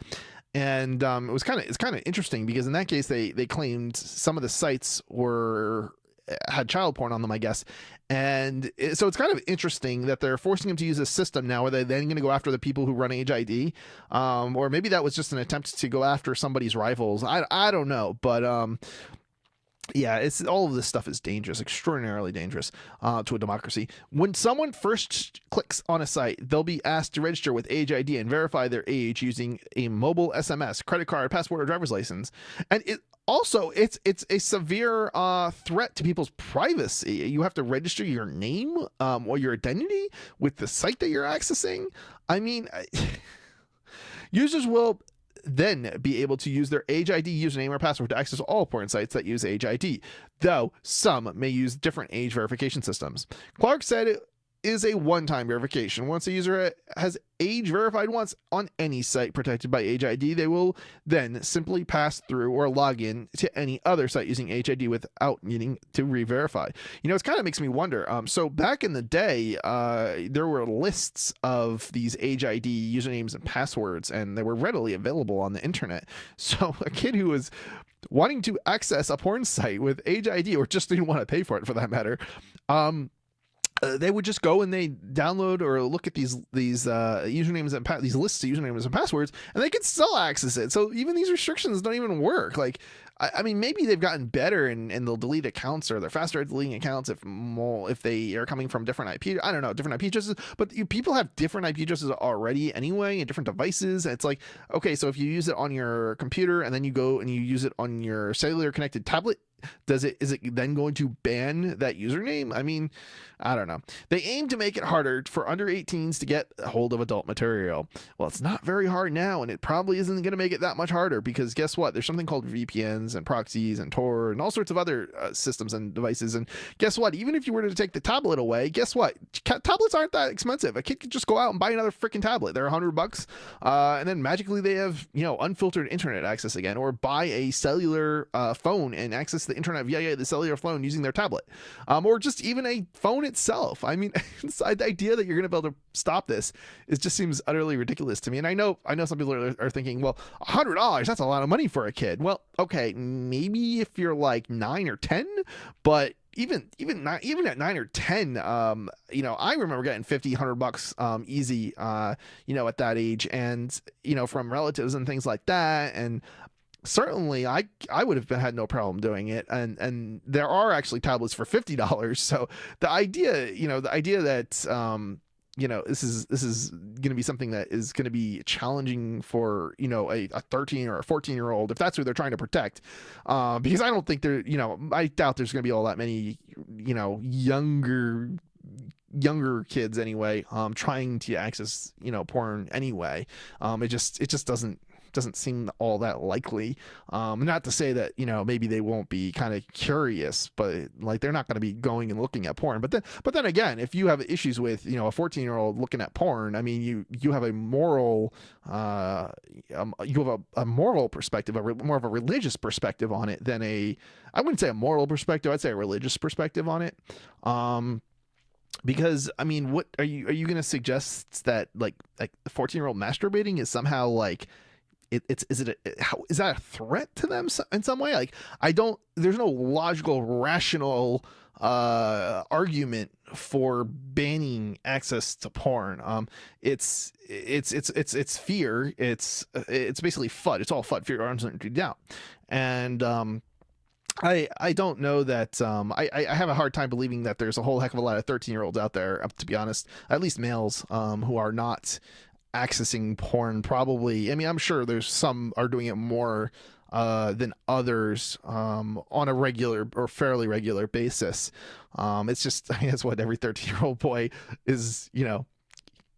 Guess what? I mean, if you don't realize this, you're probably outside the norm.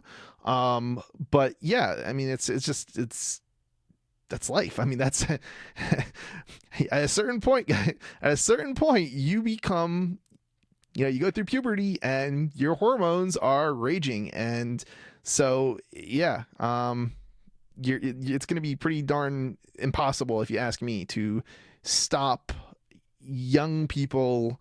I don't even young adults, let's say. I'll use the word young adults because I think it's probably a better phrase, from accessing porn. I mean, sure, you can probably stop a 10-year-old from accessing porn a bit easier than you can, you know, a 13 or 14-year-old. But yeah, I don't know that there's all that many 9 or 10-year-olds are probably going to be accessing porn anyway. So I don't know that there's really an issue, and I'm not even sure what the issue is. Even if you think there is an issue, I'm not really sure what that is. I mean, it's a natural thing everybody does. I mean, it's like eating. Are you gonna and okay, and just let me step aside here for a second, and let's take a look outside of the US perspective on this, because this is a lot of people in the United States don't realize that it's really backward, the idea that, porn, or it's a very, well, UK too, I guess, but certainly in the United States, it's very backward. In most places, sexuality isn't frowned on anywhere near as much, or nudity isn't frowned on anywhere nearly as much as it is in the United States and the UK. If you look at outside of, I would say probably the Middle East, that's another area there, but that's another, this is a good example. This is what I'm trying to demonstrate why this is so absolutely absurd and ridiculous. Because if you take this to, I want to say the extreme, but it's not really even that far. This is not a far stretch. This is very close to what we were already doing. And I shouldn't say we, because I'm not doing it. But the UK is doing it. But look, if you object to sexual pictures, right, you also then have to think about, well, okay, it's clearly a religious thing, because if you look at it from a different perspective, like somebody from the Middle East, they're going to say, Saudi Arabia would be a great example, any kind of female showing any kind of skin, just about, is going to be porn to them. Okay, so now, in the West, we'd be outraged by this, right? And yet we're basically doing the very thing that we'd be outraged about, that happens in the Middle East, right? So the idea that, okay, so it's okay, how much skin is too much skin, basically, is what you're asking. And I don't necessarily think it makes any difference how much skin it is. I think the people who are anti-porn are basically, they're nut jobs. It just seems to me that they're freaking out over what, going to hell? I mean, obviously I'm going to come out and say I'm not a religious person at all. I think it's just ridiculous. All right, so let's keep going with this story. What's going on with my... As well as registering with age, thousands of shops. Okay, so thousands of shops will offer the special ID cards. Oh, wait, no, I do want to read that. All right, let me back up. They aim to make it harder for under 18s to hold adult, whatever. As well as registering with Age ID, Brits will also be able to access porn sites using a voucher you can buy from high street shops. Thousands of shops will offer special ID cards, which users can link to an app known as Ports. Through Ports, they can log into sites without having to hand over their email address. Clark said the Port card will be available to purchase from any of the UK's 29,000 pay point outlets as a voucher. I think this is more of a way to shun people who look at porn, and than it is to protect children. I think they're trying to force the religious right are trying to force their views on the masses. I mean, let's be honest. I don't know what the percentage is exactly, but I can't believe it's not a good 50% of the population that looks at porn, like on a regular basis. Yeah. See. Oh, wait. No, there's more here. The new rules are expected to come into effect April 1st. A unique validation code on the purchased card must be activated via the Ports app within 24 hours. Otherwise, it will expire, he added. Verified users will then automatically be granted access to all sites using Age ID. Each Ports card will cost £4.99 British pounds for use on a single device. That's like $8 maybe, or $8.99 for use across multiple devices. And buyers will need to show proof of age. The new rules are expected to come into effect on April 1st though an exact date has not yet been set. It's already been pushed back several times before. The scheme was supposed to come in their writing is terrible, on April 2018. And was then delayed until the end of the year before it was postponed once again to April 2019. Sites face fines of up to 250,000 British pounds or a blanket block by UK internet service providers if they do not comply with the rules. So here, look, I want to point something out here. If they're not in the UK, they're not subject to UK law, and you're not going to get an enforcement action in another country for a foreign law. I mean, you'd have to have the same law or similar law in both the UK and the foreign country in order to get an enforcement action against that foreign company. And this is why certain laws like the GDPR and similar are, even if they're unenforceable, they're still a threat. And so a lot of companies, and I was over in Europe last a couple of weeks ago, a month ago maybe, and I have to say, there is a lot of freaking censorship already now, and it's people are like, well, there's no, they come out and say there's no censorship in Europe, and it's like, well, hold on a minute. So it's indirect in a way, because what they did with the GDPR is that they basically force companies and sites overseas that don't wish to have to comply with laws all around the world to block people from the UK and from Europe in general, and thus you end up not being able to access news sites, particularly smaller outlets within the United States and other regions. And yeah, you might say, well, I don't look at foreign news sites. Well, what happens when you're on, say, I don't know, Slashdot, and it links to the Hollywood Reporter? I mean, Hollywood Reporter is not going to jump through hoops to comply when most of their users are in the United States or outside of Europe, at least. Okay, now you might still have a genuine reason to want to read their story from Europe. Certainly I did when I was in Europe, but I couldn't because it was blocked. So yeah, there's absolutely censorship going on, and it's the result of really bad laws. Even when those laws aren't necessarily intended to censor people, that can be the ultimate outcome and effect. And that's one of the reasons this kind of thing is dangerous. The laws don't necessarily have the impact that you want them to. So there's a lot of negative impacts, and the negative impacts often way outweigh the whatever supposed positive impacts you may think are going to result, assuming that you even think whatever the law is going to do is a good thing in the first place. Regulators will be able to block porn websites if they fail to show that they are denying access to under 18s. However, there are some reservations from experts. Of course, Dr. Victoria Nash of the Oxford Internet Institute says it may make it harder for children to stumble across pornography, especially in the younger age range, but it will do nothing to stop determined teenagers. Yeah, it's exactly the point that I'm making. Experts have also raised concerns that, and I don't think it's necessarily, I honestly don't think this is an issue even with younger people, just because, look, I mean, in Europe, most of Europe anyway, not the UK, but in most of Europe, nudity is not a problem, and it's on billboards. I mean, like what the people in the US would probably call porn, and maybe in the UK call porn, is just they're nudist colonies. I know, like I said on the show, I think before, I have a friend who grew up until the age of 6 in a nudist colony. Yes, the children are naked too. It's just, I mean, this whole thing is just utterly ridiculous. Experts have also raised concerns that people's privacy will be threatened by the new system. Dr. Joss Wright, also from the Oxford Internet Institute, says, there's privacy issues. You're requiring people to effectively announce the fact that they are looking at this material to the credit card authorities. Wait, the credit card? I didn't even know there was such a thing. Credit card authorities. I mean, certainly I would agree with the general sentiment here, but the credit card authorities, I don't know, is this something that only exists in Europe or the UK or something? I did not know there were credit card authorities. Do they look through your transactions? Is this like a police agency that looks through all your credit card transactions for like illegal, I don't even know, like purchasing illegal stuff from outside the UK or something? And there's serious security issues from requiring people to enter their credit card details into untrusted sites. Of course, I wouldn't trust Age ID.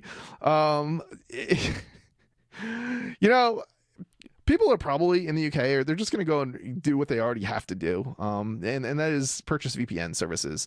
And speaking of VPN services, check out thinkpenguin.com. Click on networking and click on mini VPN wireless router. If you want to bypass the censorship, there is a product that you can purchase that comes with VPN service, and all you have to do in order to connect to it is select your VPN access point, and you will and plug the device in and connect it to a LAN port on your router and your main router, and you'll magically have unfettered, uncensored internet access. And yes, we ship to the UK and we ship to Europe. This is thinkpenguin.com. We do not operate in Europe, though, just to be clear. All right. Let's see. Core of the problem. Yeah, that's just. Oh, and again, that's a little ad that I inserted from our sponsors, Think Penguin, which I am also the CEO and founder of that company. And I, by the way, I'm just saying that because there's like stupid laws out there in the United States that require you to reveal advertising. I guess like you can't have hidden. You know what? I feel like you can still, but I guess at some point somewhere, maybe at the end of the ad, there's something like in movies and things. There must be something that reveals the fact that somebody sponsored something in this, and they were going after YouTubers here recently. So, and I've never like hidden the fact that the show is sponsored by thinkpenguin.com, but it's in the very intro. But nonetheless, I will continue to. I don't know why I do it. I shouldn't. I should stop doing that because it's just stupid, and we already have identified the fact that thinkpenguin.com is a sponsor of the show. All right. So, rights holders can't sue without a copyright certificate. Supreme Court rules. This is great news. This is coming from the Torrent Freak. So, the U.S. Supreme Court has ruled that creators can't sue someone for copyright infringement before they've obtained a copyright registration certificate. In a unanimous decision, Justice Ginsburg clarifies that applying for a copyright registration is not sufficient. Major copyright holders are not happy with the decision, but for some others, it may offer hope. Yeah, torrent users. In pretty much every part of the world, creators can claim copyright on their work without having to register anything. This is also true in the United States. However, when rights holders want to sue someone for copyright infringement, they have to back up their claim. Over the years, U.S. courts have issued mixed judgments on what kinds of proof is required. Some held that it is enough when a creator's applied for a registration certificate at the Copyright Office, while others required registration to be completed. This week, the U.S. Supreme Court put an end to the split decisions. In the case between Fourth Estate Public Benefit Corporation and WallStreet.com, the court unanimously decided that copyright holders must wait for a registration certificate before filing a lawsuit. This is great. I mean, this is like some of the best news that I've heard in quite a while. The case in question dealt with news articles that were published without permission, but the outcome of the case will affect all future copyright cases. This ranges from potential pre-release movies and leaks to the thousands of copyright trolling cases that are filed every year. The later is particularly relevant as the majority of the copyright lawsuits are filed against alleged BitTorrent downloaders. The rights holders that file these suits don't always have copyright registration certificate.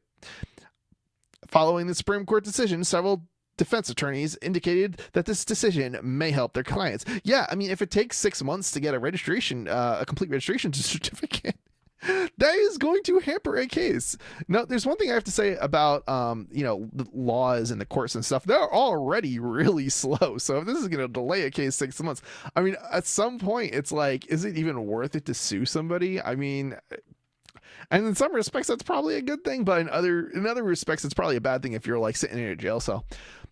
It is very relevant for Bitcoin, BitTorrent copy, or your freedoms are hindered because even if you're not sitting in a jail cell, they will threaten you with like throwing you in a jail cell if you do stuff that other normal people who are not released on bail are allowed to do, and it's really messed up. It is very relevant for our BitTorrent copyright defense practice, Jeffrey Anolia noted on Twitter. Rights holders are less pleased with the Supreme Court's opinion. However, the RIA said it is disappointed with the ruling, which will require more time before copyright holders can take action against alleged copyright infringement. This ruling allows administrative backlog to prejudice the timely enforcement of constitutionally based rights, and that's a load of garbage. So, first of all, in the Constitution, it says the government may pass laws in regards to copyright. It doesn't say they have to. Based rights and prevents necessary, and it also doesn't mean that they're then all of a sudden have a constitutional status. It simply means that they are laws that exist and they're allowed to do it. So in other words, they can pass a law on create this artificial construct called copyright, which they did, but that doesn't mean that an actual constitutional right, like say free speech, is on par with that law that was passed, because your actual constitutional rights supersede the laws that are passed within the constitutional boundaries. So the free speech should be above copyright law. Because again, copyright law, the ability to pass copyright law in the Constitution does not automatically mean that the copyright law itself is on the same par as, your free speech rights, for example. All right, so let's see here. The ruling allows, again, I'm not a lawyer, so if you have legal questions, go ask a lawyer.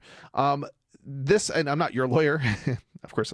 Anyway, this ruling allows administrative backlog to prejudice the timely enforcement of constitutionally based rights and prevents necessary and immediate action against infringement that happens at internet speeds, the RIA commented.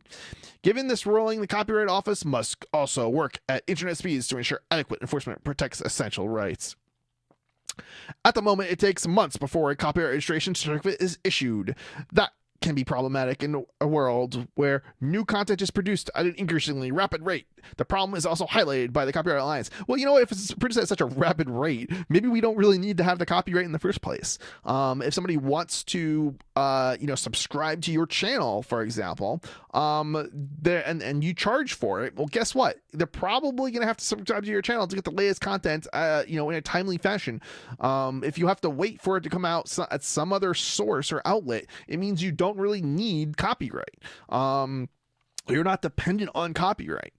On average, it takes the Copyright Office 6 months to process a claim. That average goes up to 9 months of a Copyright Office examiner needs to correspond with a copyright owner. That is so great. The Supreme Court is well aware of this registration delays. However, in the order, it notes that this doesn't change how Congress intended the law, which requires a proper copyright registration certificate. Delays in large part are the result of Copyright Office staffing and budgetary shortages that Congress can alleviate, but courts cannot cure. Unfortunately, as the current administrative lag may be, that factor does not allow this court to revise 411A's congressionally composed text, Justice Ginsburg notes. So this is great news. It should be a good thing. Now, unfortunately, we still have censorship because of the DMCA. This doesn't overrule that. Presumably, sites are still liable if they have copyright content on it, and they have a DMCA. They have to shut down the site. Otherwise, they could still be held liable once the registration goes through and the site gets sued, presumably for not having either a takedown policy and registration of somebody to notify and other stuff. But anyway, so we got another story here from YouTube. I'm sorry, not from YouTube, from Torrent Freak about YouTube. YouTube is not liable for copyright infringing videos, appeal courts rule. So this is another really good one. Now this is from Australia. The Higher Regional Court of Vienna, Austria, has ruled that YouTube can't be held liable for infringing videos uploaded by users. The court overturned a previous verdict which held that YouTube takes an active role, which just disqualifies it from safe harbor protection. Rights holders Polls 4 is disappointed with the outcome and will take the case to the Supreme Court. On an average day, roughly 500,000 hours of video are uploaded to YouTube. As with any user-generated content, the site this also includes copyright infringing content. YouTube processes takedown notices and uses its Content ID system to automatically remove allegedly infringing content to address this. However, major copyright holders are not all happy with the platform's efforts. Record labels want to see more compensation, for example, and others want YouTube to do more to prevent pirated videos from appearing on the site. In Austria, this led to the lawsuit between the local television channel Puls 4 and YouTube. In an initial order last summer, the court ruled that the video platform can be directly liable for users' copyright infringements. Yeah, I mean, basically, this whole claim, this whole argument is just ridiculous.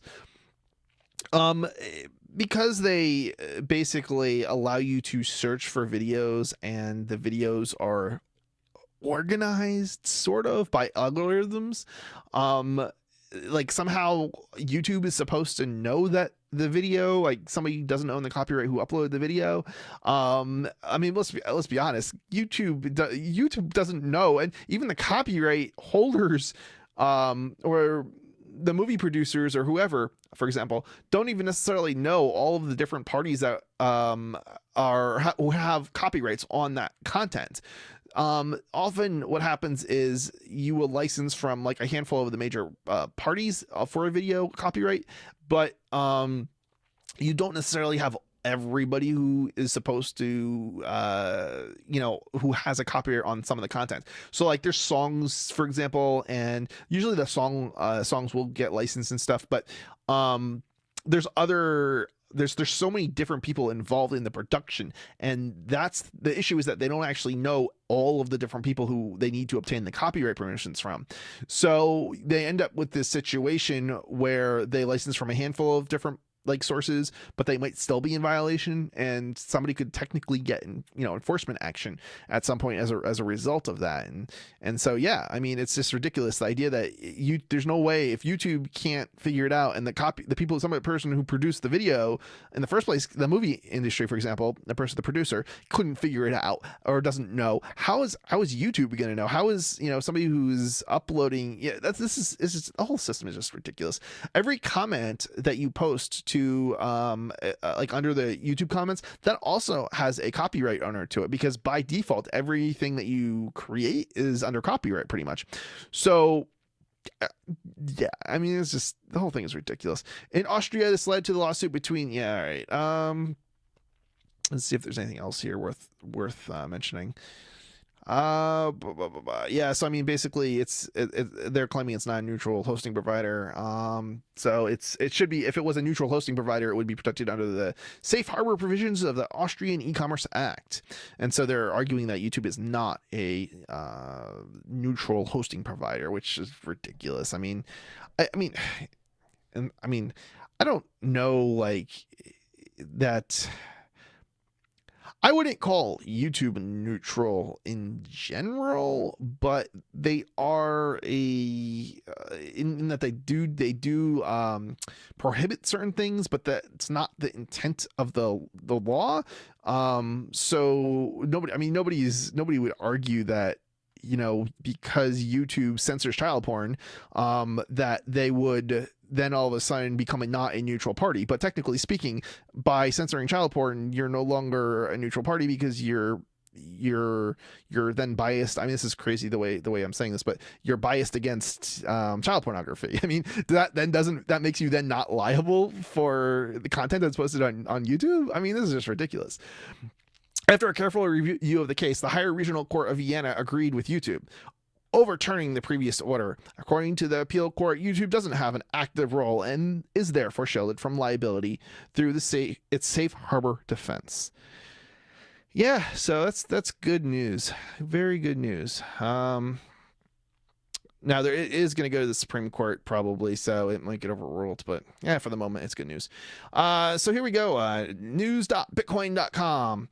Texas representative wants to ban the anonymous use of cryptocurrency. A Republican member of the Texas House of Representatives, Phil Stevenson, has just introduced a bill that would require residents of the state to identify themselves if they wish to use cryptocurrencies. Number 4371 details that individuals who send and receive digital currencies must be known. Although if the user happens to use a verified identity digital currency, what? A verified identity digital currency, then they don't have to submit verification to the state.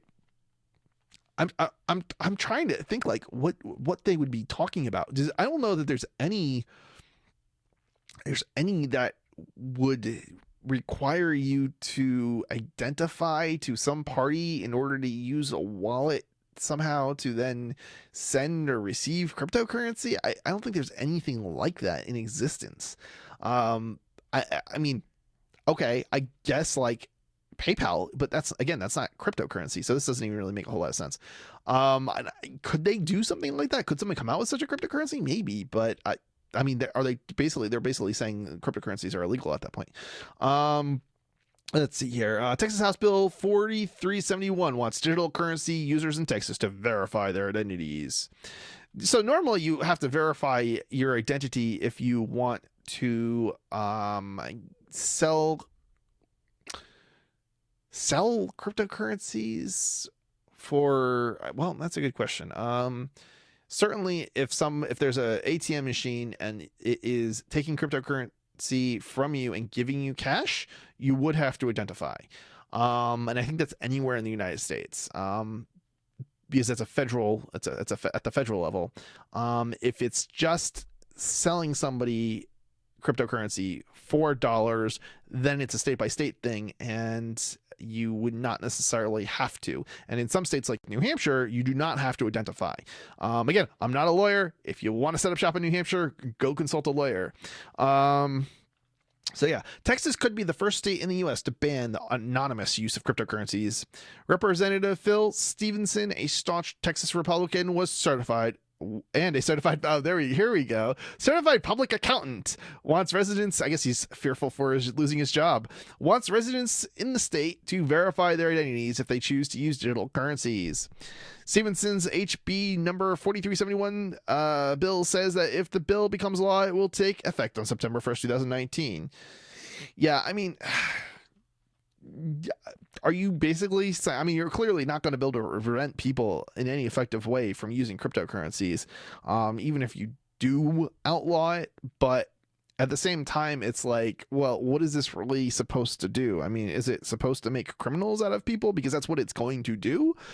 People who are not otherwise committing a crime. So, and the people who are actually harming people are going to use it regardless of what the law says. So basically, the only thing you've done is created criminals out of people who otherwise comply with the law. And that actually is a dangerous thing, because it means that once people realize they're a criminal, what makes them disregard other laws, right? If the law is not just, why respect any of it? And kind of true. I mean, why should you respect laws? But at the same time, you should really think about, you should have moral behavior, but not necessarily legal behavior. Moral behavior, in the sense that, you shouldn't harm other people. But that's, the laws, that's not how the laws work. The laws are often immoral. So, the question is, if the law says to murder Jews or whatever, right? Are you supposed to murder the Jews because it's the law? No, of course not. Well, yeah, according to the law, you should murder the Jews. But the point is, morally, you still shouldn't murder the Jews, right? I mean, that's just messed up. And that's when people blindly obey laws, that's exactly what you get. And when you pass laws that are immoral, you just make it such that people are not going to respect the law, and they're not going to respect other laws as well, because they come to realize that the laws, they have no basis in morals. Their only basis is they're going to benefit somebody. So now I don't know who this is going to benefit. Maybe it's supposed to benefit accountants. I don't know if it's supposed to benefit accountants, or I don't know who, but maybe the state. I don't know. I'm sure somebody's going to be benefiting from this. Maybe there's somebody out there trying to put together a cryptocurrency that is anonymous, or I'm sorry, is not anonymous, and complies with this law, and this is going to benefit them, or something. Section 66202 details that before accepting digital currency payment, a person must verify the identity of the sender. Oddly enough, the person is not required to verify the identity of the person sending payment if the payment is sent by a verified identity digital currency. That's what it sounds like. Attacking the anonymous use of cryptocurrencies. Stevenson's bill notes that the agencies mentioned will provide the public with tools so they can determine a difference between a verified identity digital currency and one that provides anonymity. The Texan lawmaker who recently won his seat against Democratic challenger Jennifer Cantu believes the CPA can help the state with financial institutions.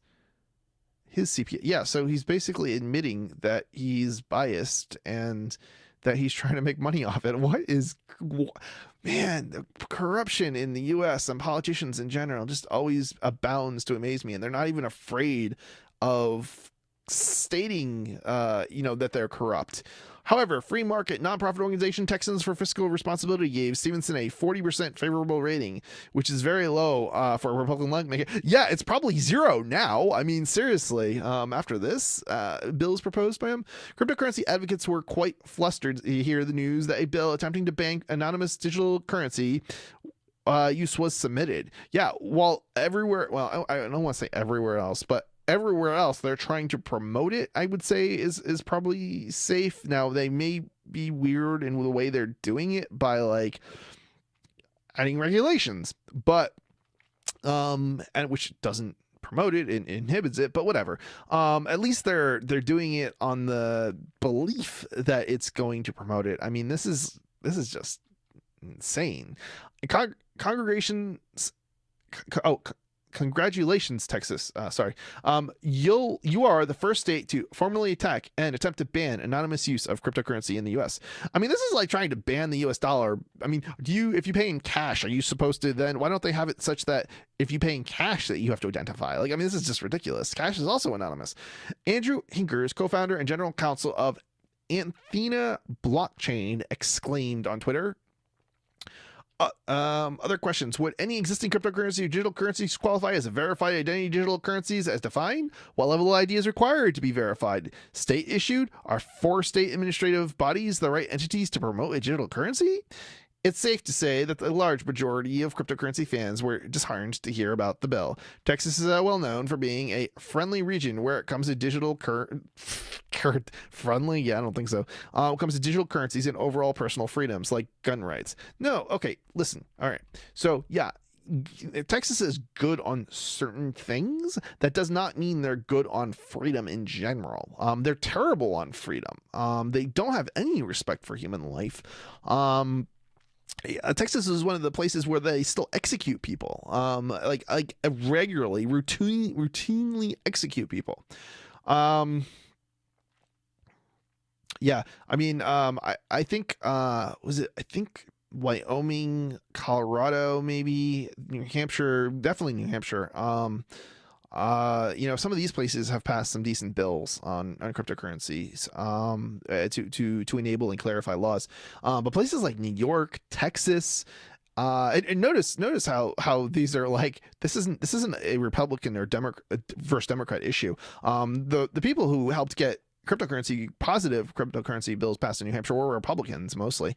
So the idea, I mean, Republicans in New Hampshire and Democrats are different in New Hampshire than in most places. But anyway, having said that, it's still kind of, I still think that the Republicans are probably, well, yeah, Republicans and Democrats pretty much don't know. Both of them don't really know what they're doing either way. So yeah, I mean, yeah, Republicans and Democrats are one and the same. If the bill passes, then it could very well affect business operations and add a wide variety of other challenges for citizens who believe in privacy. Yeah. Let's see. Oh, wow. 7 hours. We're already in 2 hours, guys. All right. I'm going to, there's a bunch of stories I still want to get to. Chelsea, so this is from the New York Times. Chelsea Manning is jailed for refusing to testify in WikiLeaks case. Chelsea Manning is jailed for refusing to testify in WikiLeaks case. I already said that. Chelsea, it's like double worded here. Chelsea Manning was held in contempt of court and sent to prison on Friday. Let's see here. Chelsea Manning, the former Army intelligence analyst who provided archives of secret military documents to WikiLeaks in 2010, was taken into custody on Friday after a federal judge found her in contempt for refusing to testify before a grand jury that is investigating the anti-secrecy group. Judge Claude H. Hilton of Federal District Court in the Eastern District of Virginia ruled that Miss Manning must stay in civil detention until she testifies. Miss Manning had vowed not to cooperate in the investigation, even though prosecutors in the Eastern District of Virginia granted immunity for her testimony. And in a statement posted on Twitter after she was arrested, Miss Manning said she had ethical objections to the secrecy of the grand jury system and will not comply with this subpoena. The case is part of a long-running criminal. This is good for her. The case is part of a long-running criminal inquiry into WikiLeaks and its leader, Julian Assange. The way that's phrased is just hilarious. That dates to the Obama administration and which the Trump administration revived. Ms. Manning said on Thursday that prosecutors on Wednesday had asked her a series of questions about WikiLeaks before the grand jury, but she had responded to every question by saying it violated her constitutional rights. My response would have been, fuck off. Ms. Assange has been living for years in the Ecuadorian embassy in London to avoid arrest. Prosecutors charged him under seal last month. Yeah, I mean, the whole thing is malicious prosecution of Assange. He basically is wanted by the United States for publishing, and he's not the one who leaked it, remember? So he's just publishing. So they're basically targeting reporters, and this is disturbing. It's not the first time they were targeting reporters. They also targeted recently Greenwald, I think it was. No, was it Greenwald? No, maybe not Greenwald. I can't think of who it is at the moment, but they targeted another reporter recently for copying and pasting a link to something that I don't think he even knew what it was, and from one chat room to another. And yeah, that was also ridiculous. Let's see here. Remains murky. The precise charge against him remains murky. But trying to convict him for a crime of publishing classified information he received from someone else would raise novel and profound First Amendment issues. Of course. They say we live in a democracy, in a free democracy. Yeah, right. Chelsea is a tremendously courageous person, and this outcome was not unexpected, but in an appellate order, said her lawyer Maura Milza Cohen after the hearing. Yeah, I mean the government's messed up. Is there anything else we're saying? Yeah, I mean, so she already admitted sending large archives. I mean, she was the leaker, so this isn't really too surprising. But she's already served time for that and been released. And now they're trying to force her. When you are like witness a crime, you can be forced to testify, which seems kind of messed up to me. Supposedly, like you have the right to remain silent, but only on things that would incriminate you. And if they give you immunity, you would probably be forced to testify or be threatened with kidnapping and being held in a cage. Yeah, I think this is probably enough for this story. So that's just the gist of that story. Exclusive. What happened when the FBI took over the Instagram and Kick of a child porn dealer? And I guess Instagram and Kick are two different. I'm not familiar with them, but I guess they're two different like instant messaging type of social type applications or services. This is from Forbes.com. So, what I will say about this story is this is another example of the FBI being hypocrite, and I'm gonna keep saying, repeating this just because I know people who have been abused by the FBI for stating this perspective, and I'm not necessarily saying that this is my opinion, but I'm gonna keep. I probably do agree with it, but nonetheless, basically what happened 3 years ago, I think it was now, was on Free Talk Live. Mark Edge, a co-host on a show called Free Talk Live, which I'm also a co-host on. There's like a dozen of us, and there's probably been hundreds of co-hosts over the years.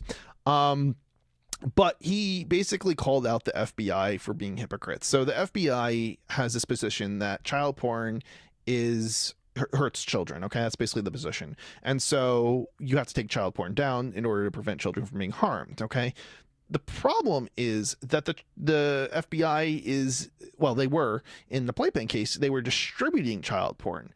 They were not taking the content down.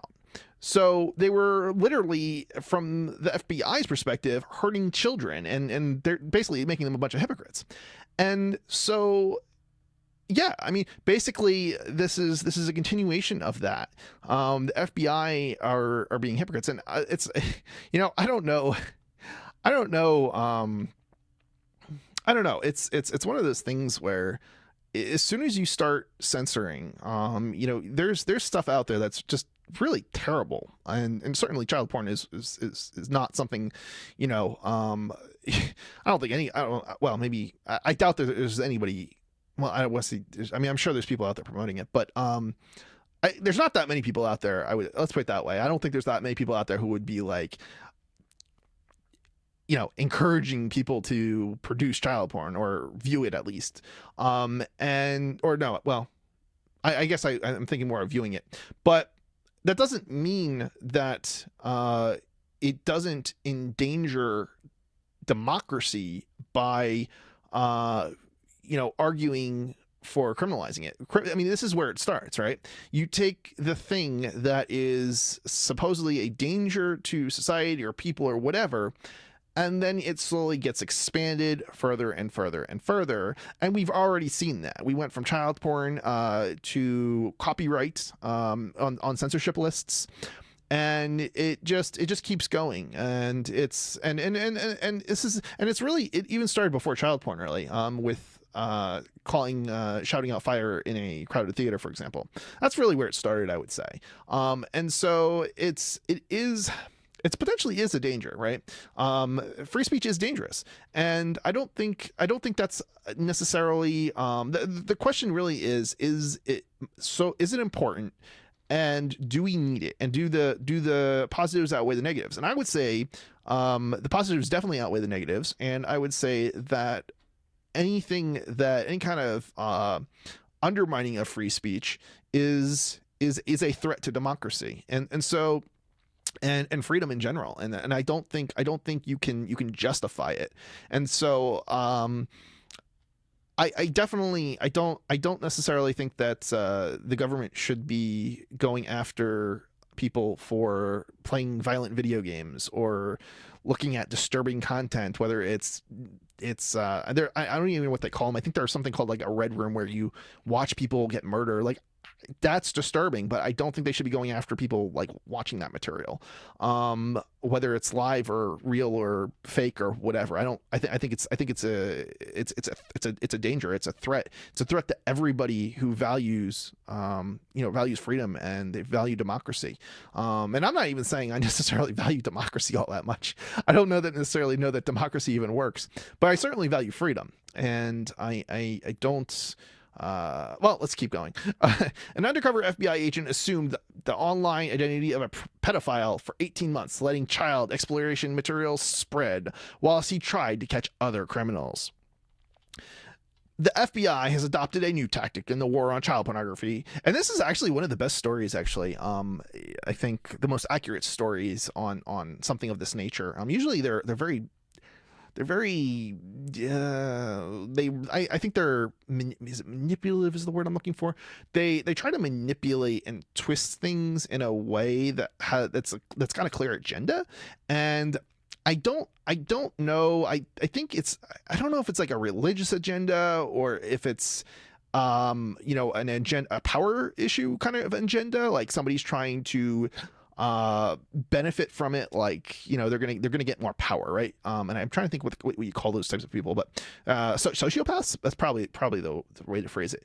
And so people in positions of power, like police and government and politicians and things like that, they always want more and more power, and so I think the stories tend to reflect that, and they also tend to reflect the interest of the reporters. So anything that makes it sound more catchy, get more readers, they're gonna do. So if it sounds more outrageous, they're gonna make it sound more outrageous than it might really be, or whatever. And I think the story actually did a very good job of being neutral. I think is probably the best way to put it, and really getting us the facts. And unfortunately, there's not too many stories or are written really this well. I would say. I really like, I know it's a blog, it's just a blog, but freaking.com, which also one of our sponsors, I guess, sort of. The stories there I think are usually pretty good. Well, maybe I shouldn't say, let's put it this way. The ones I would say that are written by certain people, which is one person in particular writes most of them. But anyway, the point that I'm making is I think those are also very well written too. But I don't necessarily know you would say that's not biased, but I think it's biased in a good way.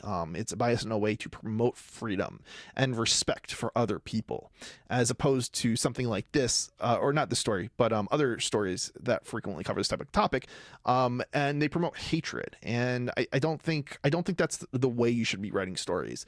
I don't think we should be writing stories that are going to create hatred towards, Nazis, for example, or white supremacists or whatever, right? I mean, I'm not saying I agree with the white supremacist, but I certainly don't think that we should be writing stories to drum up hatred towards white supremacists. But I also don't think we should be doing it to drum up hatred towards even some really vile and people who may be disturbed, so FBI has adopted a new tactic in the war on child pornography, taking over suspects' online identities to infiltrate private groups, sharing disturbing illegal content. A search warrant obtained by Forbes documents as the unprecedented operations in which a now convicted pedophile's Instagram and Kick accounts were commandeered by the feds. It raises new questions about how federal agents tackle online investigations into child abuse, but also how major social networks are being exploited by predators. So this is a kind of a good example. So they're saying here how federal agents tackle online investigations into child abuse. So if they're actually investigating child abuse, that's great. Certainly I think when you're harming another person, whether they're a child or an adult, that's a terrible thing. But the question is, are they actually investigating child abuse, or are they investigating child pornography? They're not one and the same thing. The sad reality is most of the time, the people who they add to like sex offender lists and so forth, a lot of them are, a percentage of them, I should say, not a lot of them, but a percentage of them they're kind of disturbed. They're messed up people. But there is a greater percentage that are actually victims, and these are the people. And I'm not talking about the victims of the law. I'm talking about victims. I mean, they may be victims of the law too, but I'm talking about people who are young people who are charged with child porn because they took a picture of themselves naked and they sent it to their significant other or whatever, and then they get charged with child porn or whatever.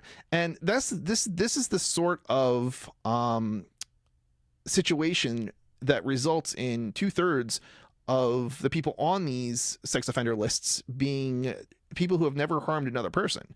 And that's disturbing. And that's why I'm kind of bringing this up. And nobody else is willing to bring this sort of thing up because they'll be called out as a pedophile, as a child molester. And it's something that when you do bring it up, and this is what happens. The FBI raids your house. They do all sorts of terrible things. They will put you on a list, so when you come back from the airport, they'll hold you for 3 hours in a state where the Constitution, according to them, doesn't apply. They will seize your phones. They will seize your computers. In fact, this actually happened like maybe 2 weeks ago to Ian Freeman, which obviously they didn't actually find any child pornography because he's a target. He's a political target. He's never actually had child pornography, and they had his computers and other people's computers, and for 3 years, and they didn't find anything. So he's a political target, but he's a political target because of what a co-host said, and it's Ian's show. So ultimately, if they take out Ian, Mark doesn't get to say, "Hey, FBI, you're a bunch of hypocrites." So yeah. So the cops gateway into the shadowy online world was 23-year-old Daxton Hanson from the Salt Lake City suburb of Roy, Utah. When investigators searched Hanson's home and interviewed him, he was startlingly honest, admitting to viewing a cornucopia of child pornography under the username Kit B10. Hanson, who was later sentenced to 48 months in prison after pleading guilty to possession of child pornography, created and was administrator for multiple private groups, all trading nude images and videos of prepubescent boys engaging in various sexual acts.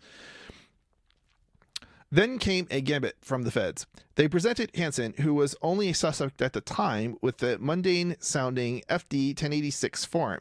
If he signed it, Hanson would grant investigators control of his accounts on Instagram and Kik, a Canadian-made chat app that's become hugely popular among under-18s and subsequently child predators.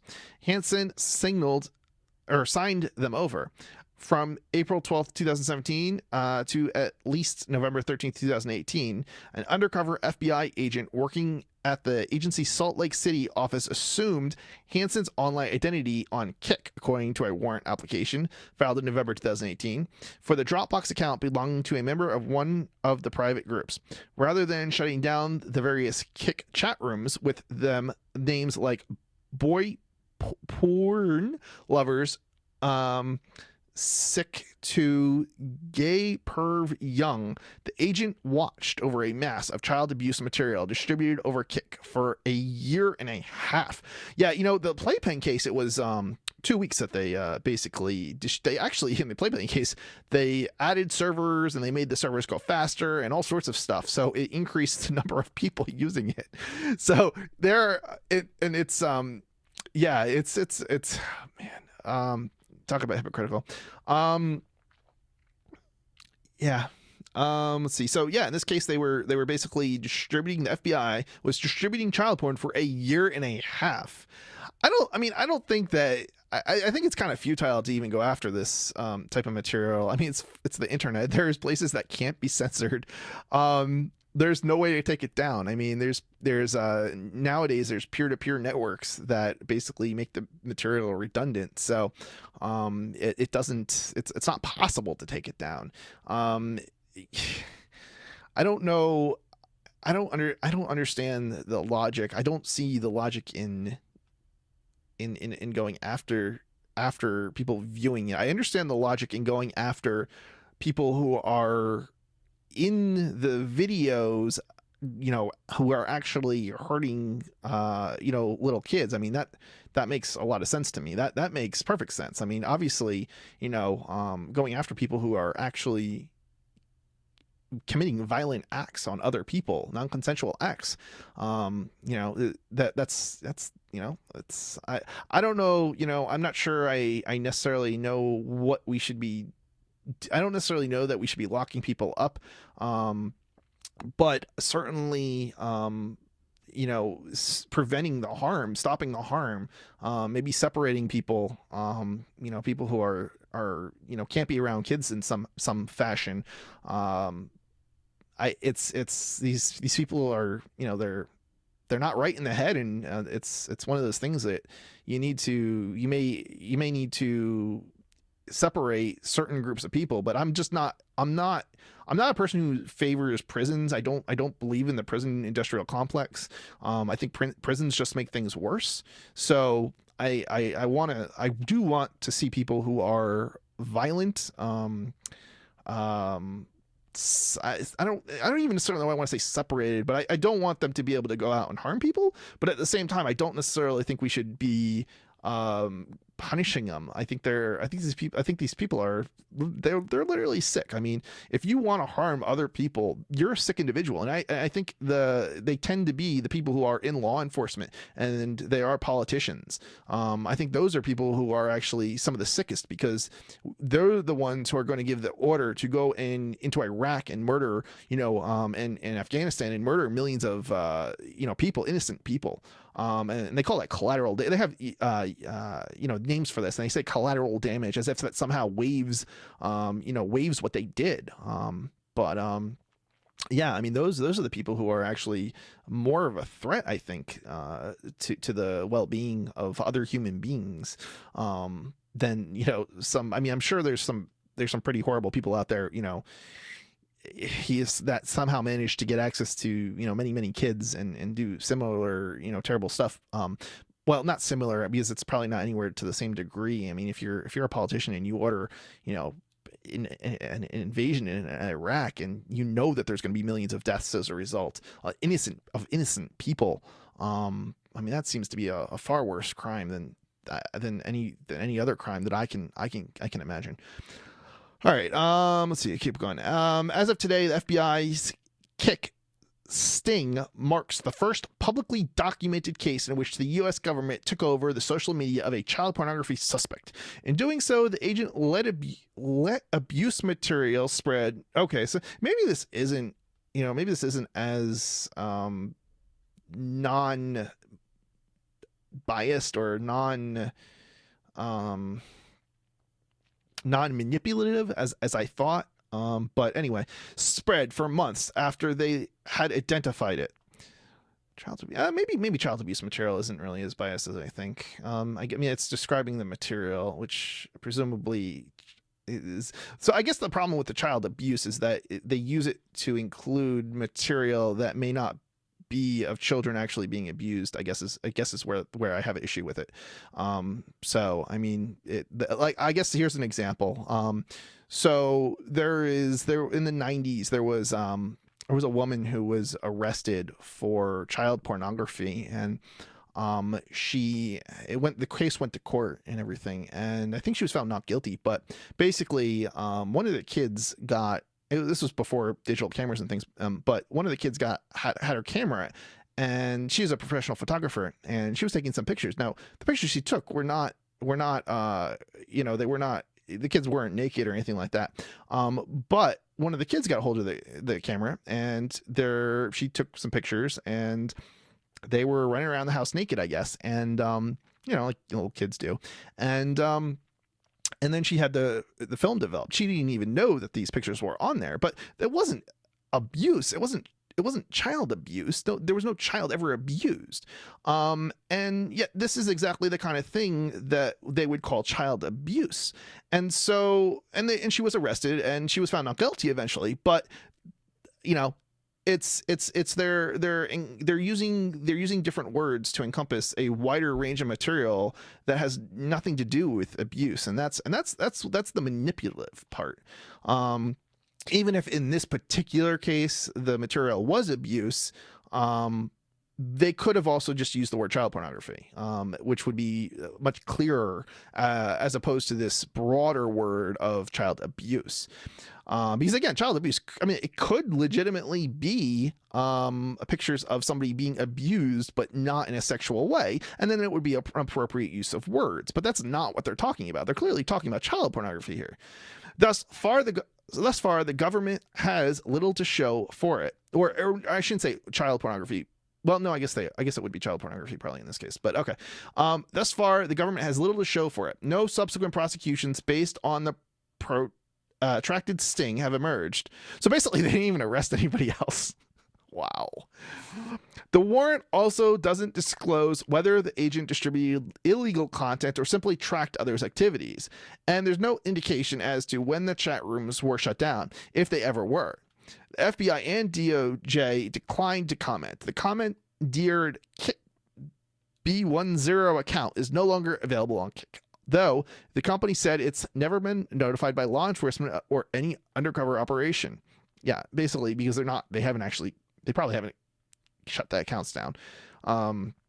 Yeah, I mean, I think if they're going to argue that child abuse is, and maybe child pornography is hurting children, there's no justification for allowing this material, assuming they can prevent it, from continuing to exist. I mean, that's just, yeah, I mean, like, what on earth you are messed up if you're not taking that material down, if that's what you think is the case.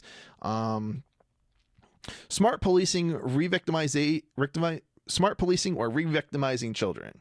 Okay, so this is actually coming at it from a different perspective. So this is looking at, so what they're, I guess what they're concerned about is people's feelings. Okay. Yeah, censorship for feelings is a really dangerous road to go down.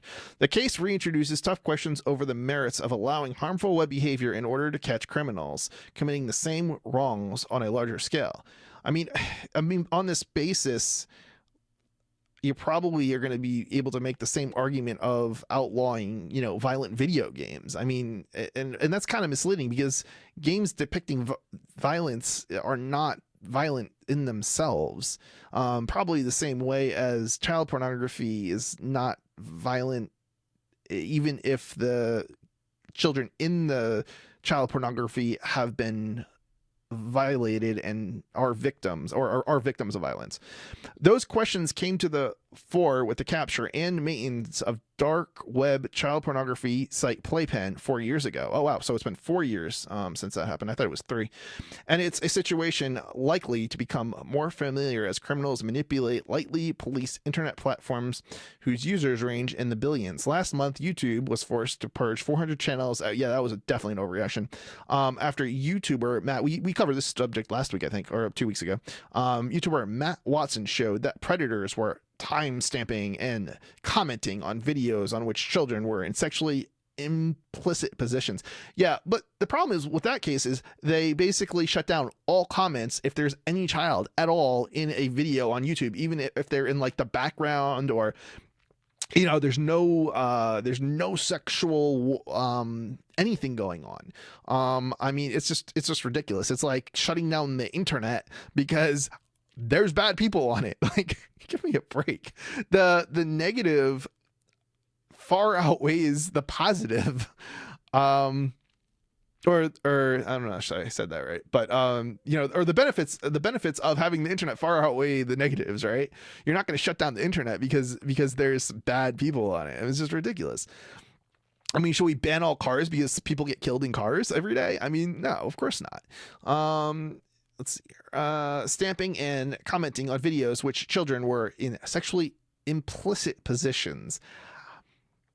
I don't know. I think based on what I read, this is like, kids at ballet or something, and it's stuff that's not like, it's not anywhere near as bad as it's made out to be, or makes it sound out. Like, I mean, I understand that there are pervs out there that are going and getting off on it, but I don't see that as a big issue as long as people are not victimizing children, and this is the problem. There's a distinction between a person who is violent and abusing children and people viewing that type of material. I think it was the FBI. There's an FBI statistic that something like 2/3 of victims of violence, sexual violence, are people within the family. It's not people going out there and kidnapping children or whatever. And I kind of, the point I'm trying to make is that getting rid of child pornography doesn't actually it may not have any impact on children actually being victims of violence or sexual violence. Links to actual child pornography and it actually may have the opposite impact, which is the thing that people actually should be thinking about. There is a study in not child pornography, but a sexual pornography study. Sorry, just general pornography. In Europe, where they outlawed pornography, rapes went up, and when they re-legalized it, rapes went down, and then when they outlawed it again, rapes went up, and it was consistent. Like, so it was pretty apparent that outlawing pornography is actually how you end up with more violence. It's not how you end up with less violence. So what the FBI is doing is probably actually having a impact on children. There's probably more children becoming victims of sexual violence as a result of their actions, and they're not actually locking up the people who are committing actual violent acts against children. They're just locking up people viewing child pornography, which may, and probably the most of, I would suspect, have not actually ever committed a violent act, let alone a violent act against a child.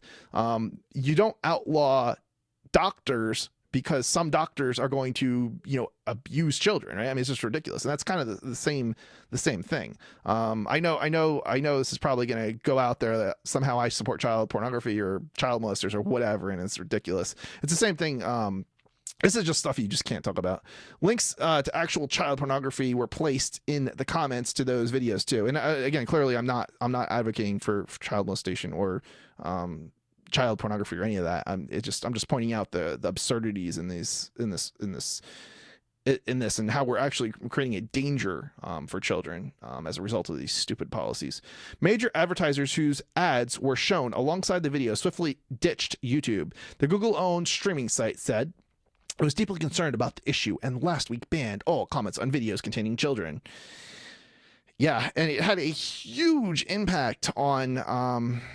I actually think they may have done that besides being in reaction to advertisers. I think they may have also done it because it also has a detriment to the payouts to people with channels.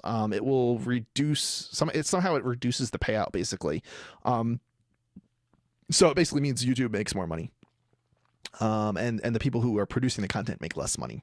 The sting operations are a double-edged sword. They can successfully help cops catch abusers and those who share exploitation imagery and video, and at the same time permit the re-victimization of anyone featured in the material.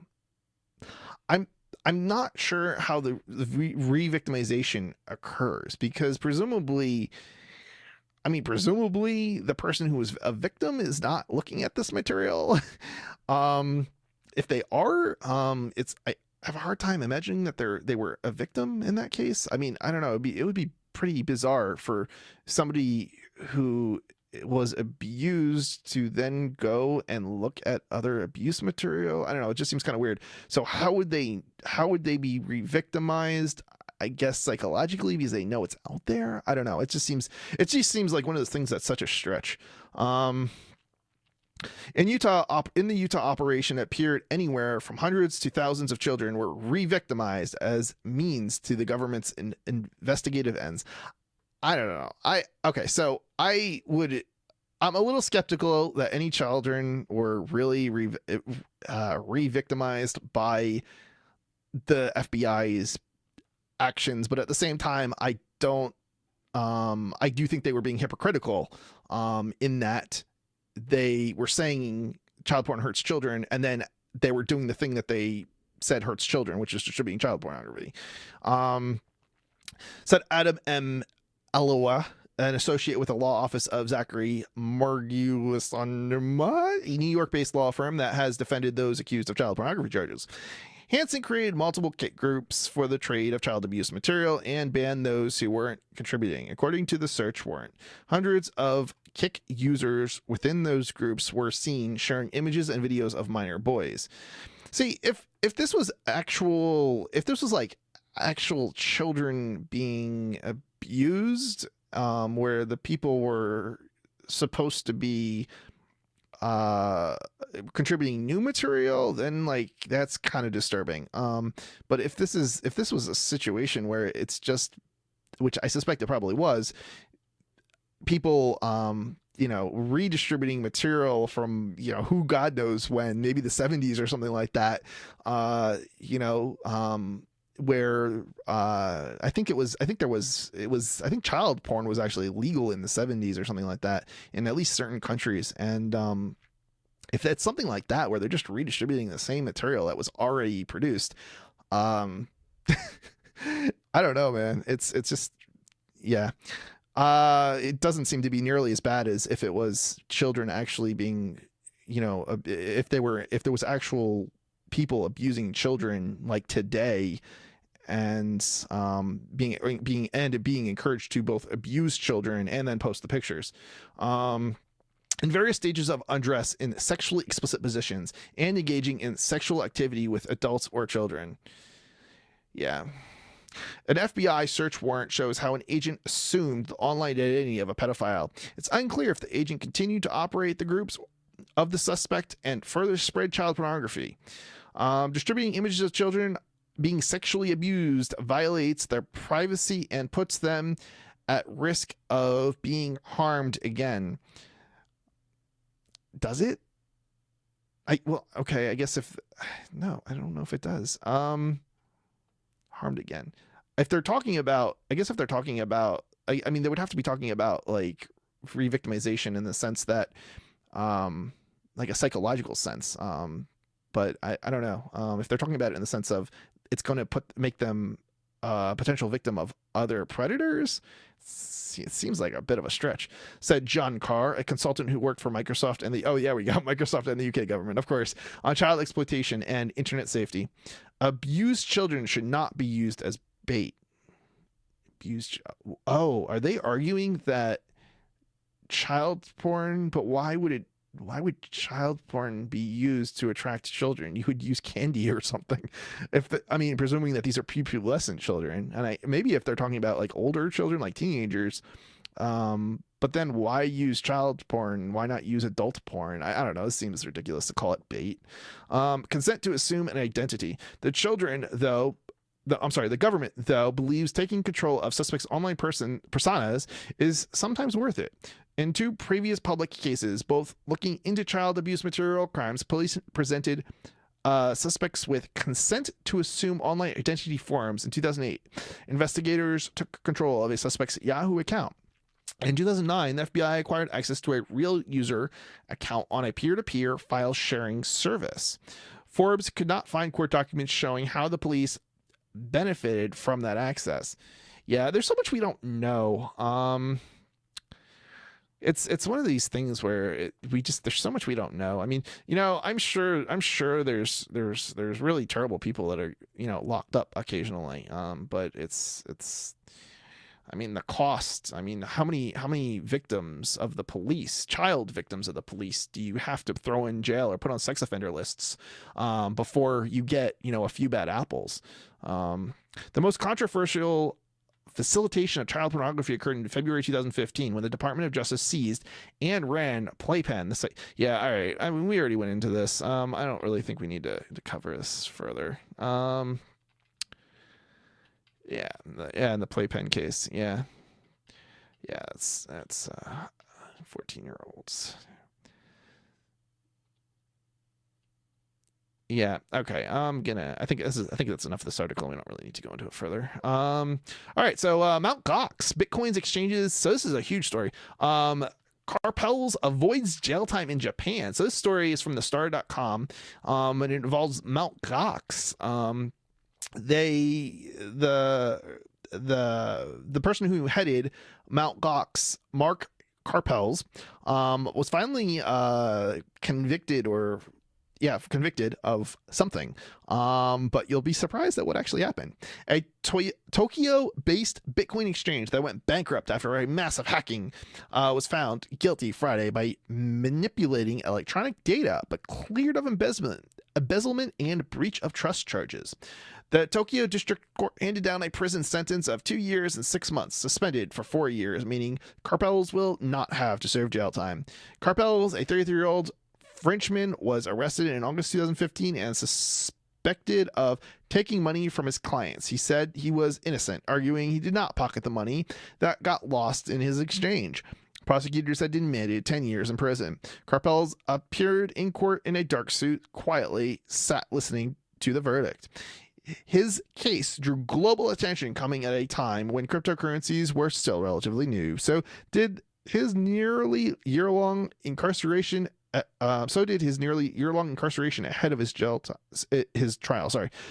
So I was under the impression that he was not going to be in prison, but I guess he was already in prison for a year. So this seems like he definitely did serve time. I think it's unfair to say that he's not going to serve any time, because he already did serve time. Japan's criminal justice system has drawn scrutiny more recently with the arrest and detention for more than 3 months of Nissan Motor Company's former chairman, Carlos Ghosn. Ghosn was released on bail last week. Interesting. So there's another person. Although the court ruled Carpels had not embezzled money, it said he had manipulated data to harm his clients, betraying their trust and abusing his engineering skills. It was not immediately clear if Carpels would appeal. Although he was found guilty of some charges, he was acquitted of what legal. No, he will not appeal this. I mean, at least not if it works the same way in the United States. Or wait, maybe I'm wrong about this. So here's the thing. If he appeals, he might risk actually serving time, so he probably doesn't want to appeal this. He was acquitted of what legal experts would see as more serious wrongdoing. Right, acquittals are rare in Japanese courts, where the conviction rate is higher than 99%. Wow, I thought the United States was bad. Wow, that's just amazing. So basically, if you're accused, you're guilty. Yeah, this is so messed up. Carpel's chief lawyer, no Biasa Agata, has argued the authorities were confused about how cryptocurrency exchanges worked and were trying to pin the blame for a massive cybercrime on Carpels, who was actually a victim. In his statement to the court in 2017, Carpels said he never once improperly used any funds at Mt. Gox or dishonestly manipulated data for profit. He apologized for Mt. Gox's collapse, acknowledging that many customers had suffered, but he said his case had nothing to do with the hack or any effort to recover the stolen bitcoins. The Mt. Gox case raised alarm. You know, it's interesting that he actually was criminally charged as opposed to civilly charged. I did not realize this was a criminal case. The Mt. Gox, I mean, maybe I did at one point when I was reading it, but this has been like years in the making. I don't even think there's been all that much news out of Japan on this story. The Mt. Gox case raised alarm over what had been a legal gray area. The Japanese government since encouraged the use of cryptocurrencies, but set up a system requiring exchanges to be licensed to help protect consumers. The system is also meant to make Japan a global leader in the technology. Bitcoin has been a legal form of payment in Japan since April 2017, and a handful of major retailers here already accept Bitcoin payments. The recurrence of cryptocurrency heists has dampened some of the initial enthusiasm. Has it really? And no official numbers are available on estimated Japanese users, but many are thought to be dabbling in various cryptocurrencies, seeing them as an alternative for keeping their savings in banks at near zero interest rates. Well, considering that cryptocurrencies tend to fluctuate, that may not be the wisest move.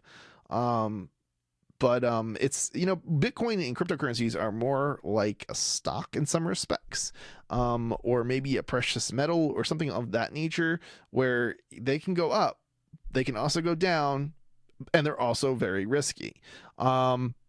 Generally speaking, you should migrate away from like stocks and things of that nature as you get towards closer to retirement age. So they certainly can be hugely beneficial, but you also want to have, even at any age, you want to have some more stable assets, I guess is the way to phrase it. And if you don't have more stable assets, you put yourself at greater risk. So that's, yeah.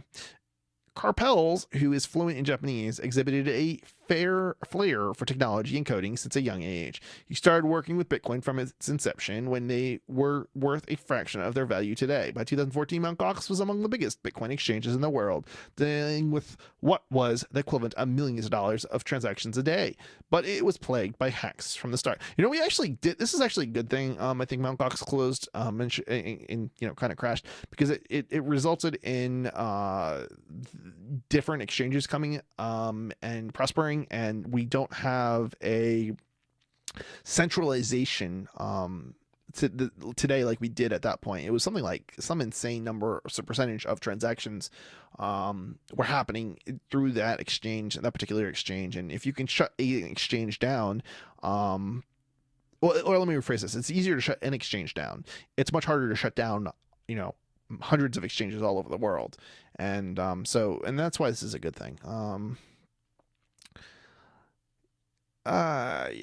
All right, so I guess that's it. So that's it for that one. Let's see if there's one more. I think maybe we'll do. I think we're gonna close up with that. It's, oh wow, it's already, is it really that late? So 5, 6, 7, Yes, 3 hours. So I guess we did do a 3 hour show, and shockingly, there is still a lot of stories we didn't get to.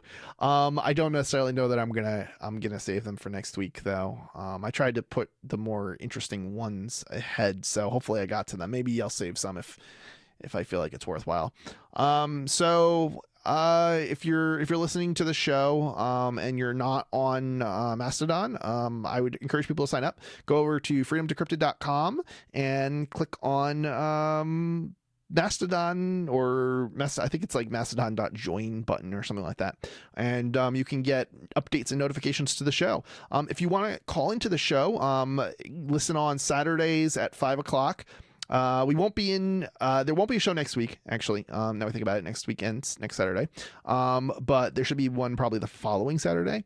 The show is usually a regular every Saturday show pretty consistently. However, there are certain, days that I just can't do the show. And, at the moment we don't have a co-host. So we will, well, even if we did have a co-host, we just wouldn't be doing it because, well, it's I'm the main person who takes care of actually recording the show and dealing with the equipment and so on. And so to try and have somebody else who's not necessarily, they might be a professional co-host, but they don't have the skills or knowledge to actually, deal with setting up the equipment and doing all the little things that need to be done. And by no means is this a well done show with a lot of equipment, but you still have to know some amount about how this certain equipment works and what needs to be turned on and what needs to be turned off. So if you want to join, go again, freedomdecrypted.com. If you want to call in the show, listen on Saturdays at 5 p.m. The number is 1-866-703-2989. Write it down. Go over to freedomdecrypted.com, and that's a wrap.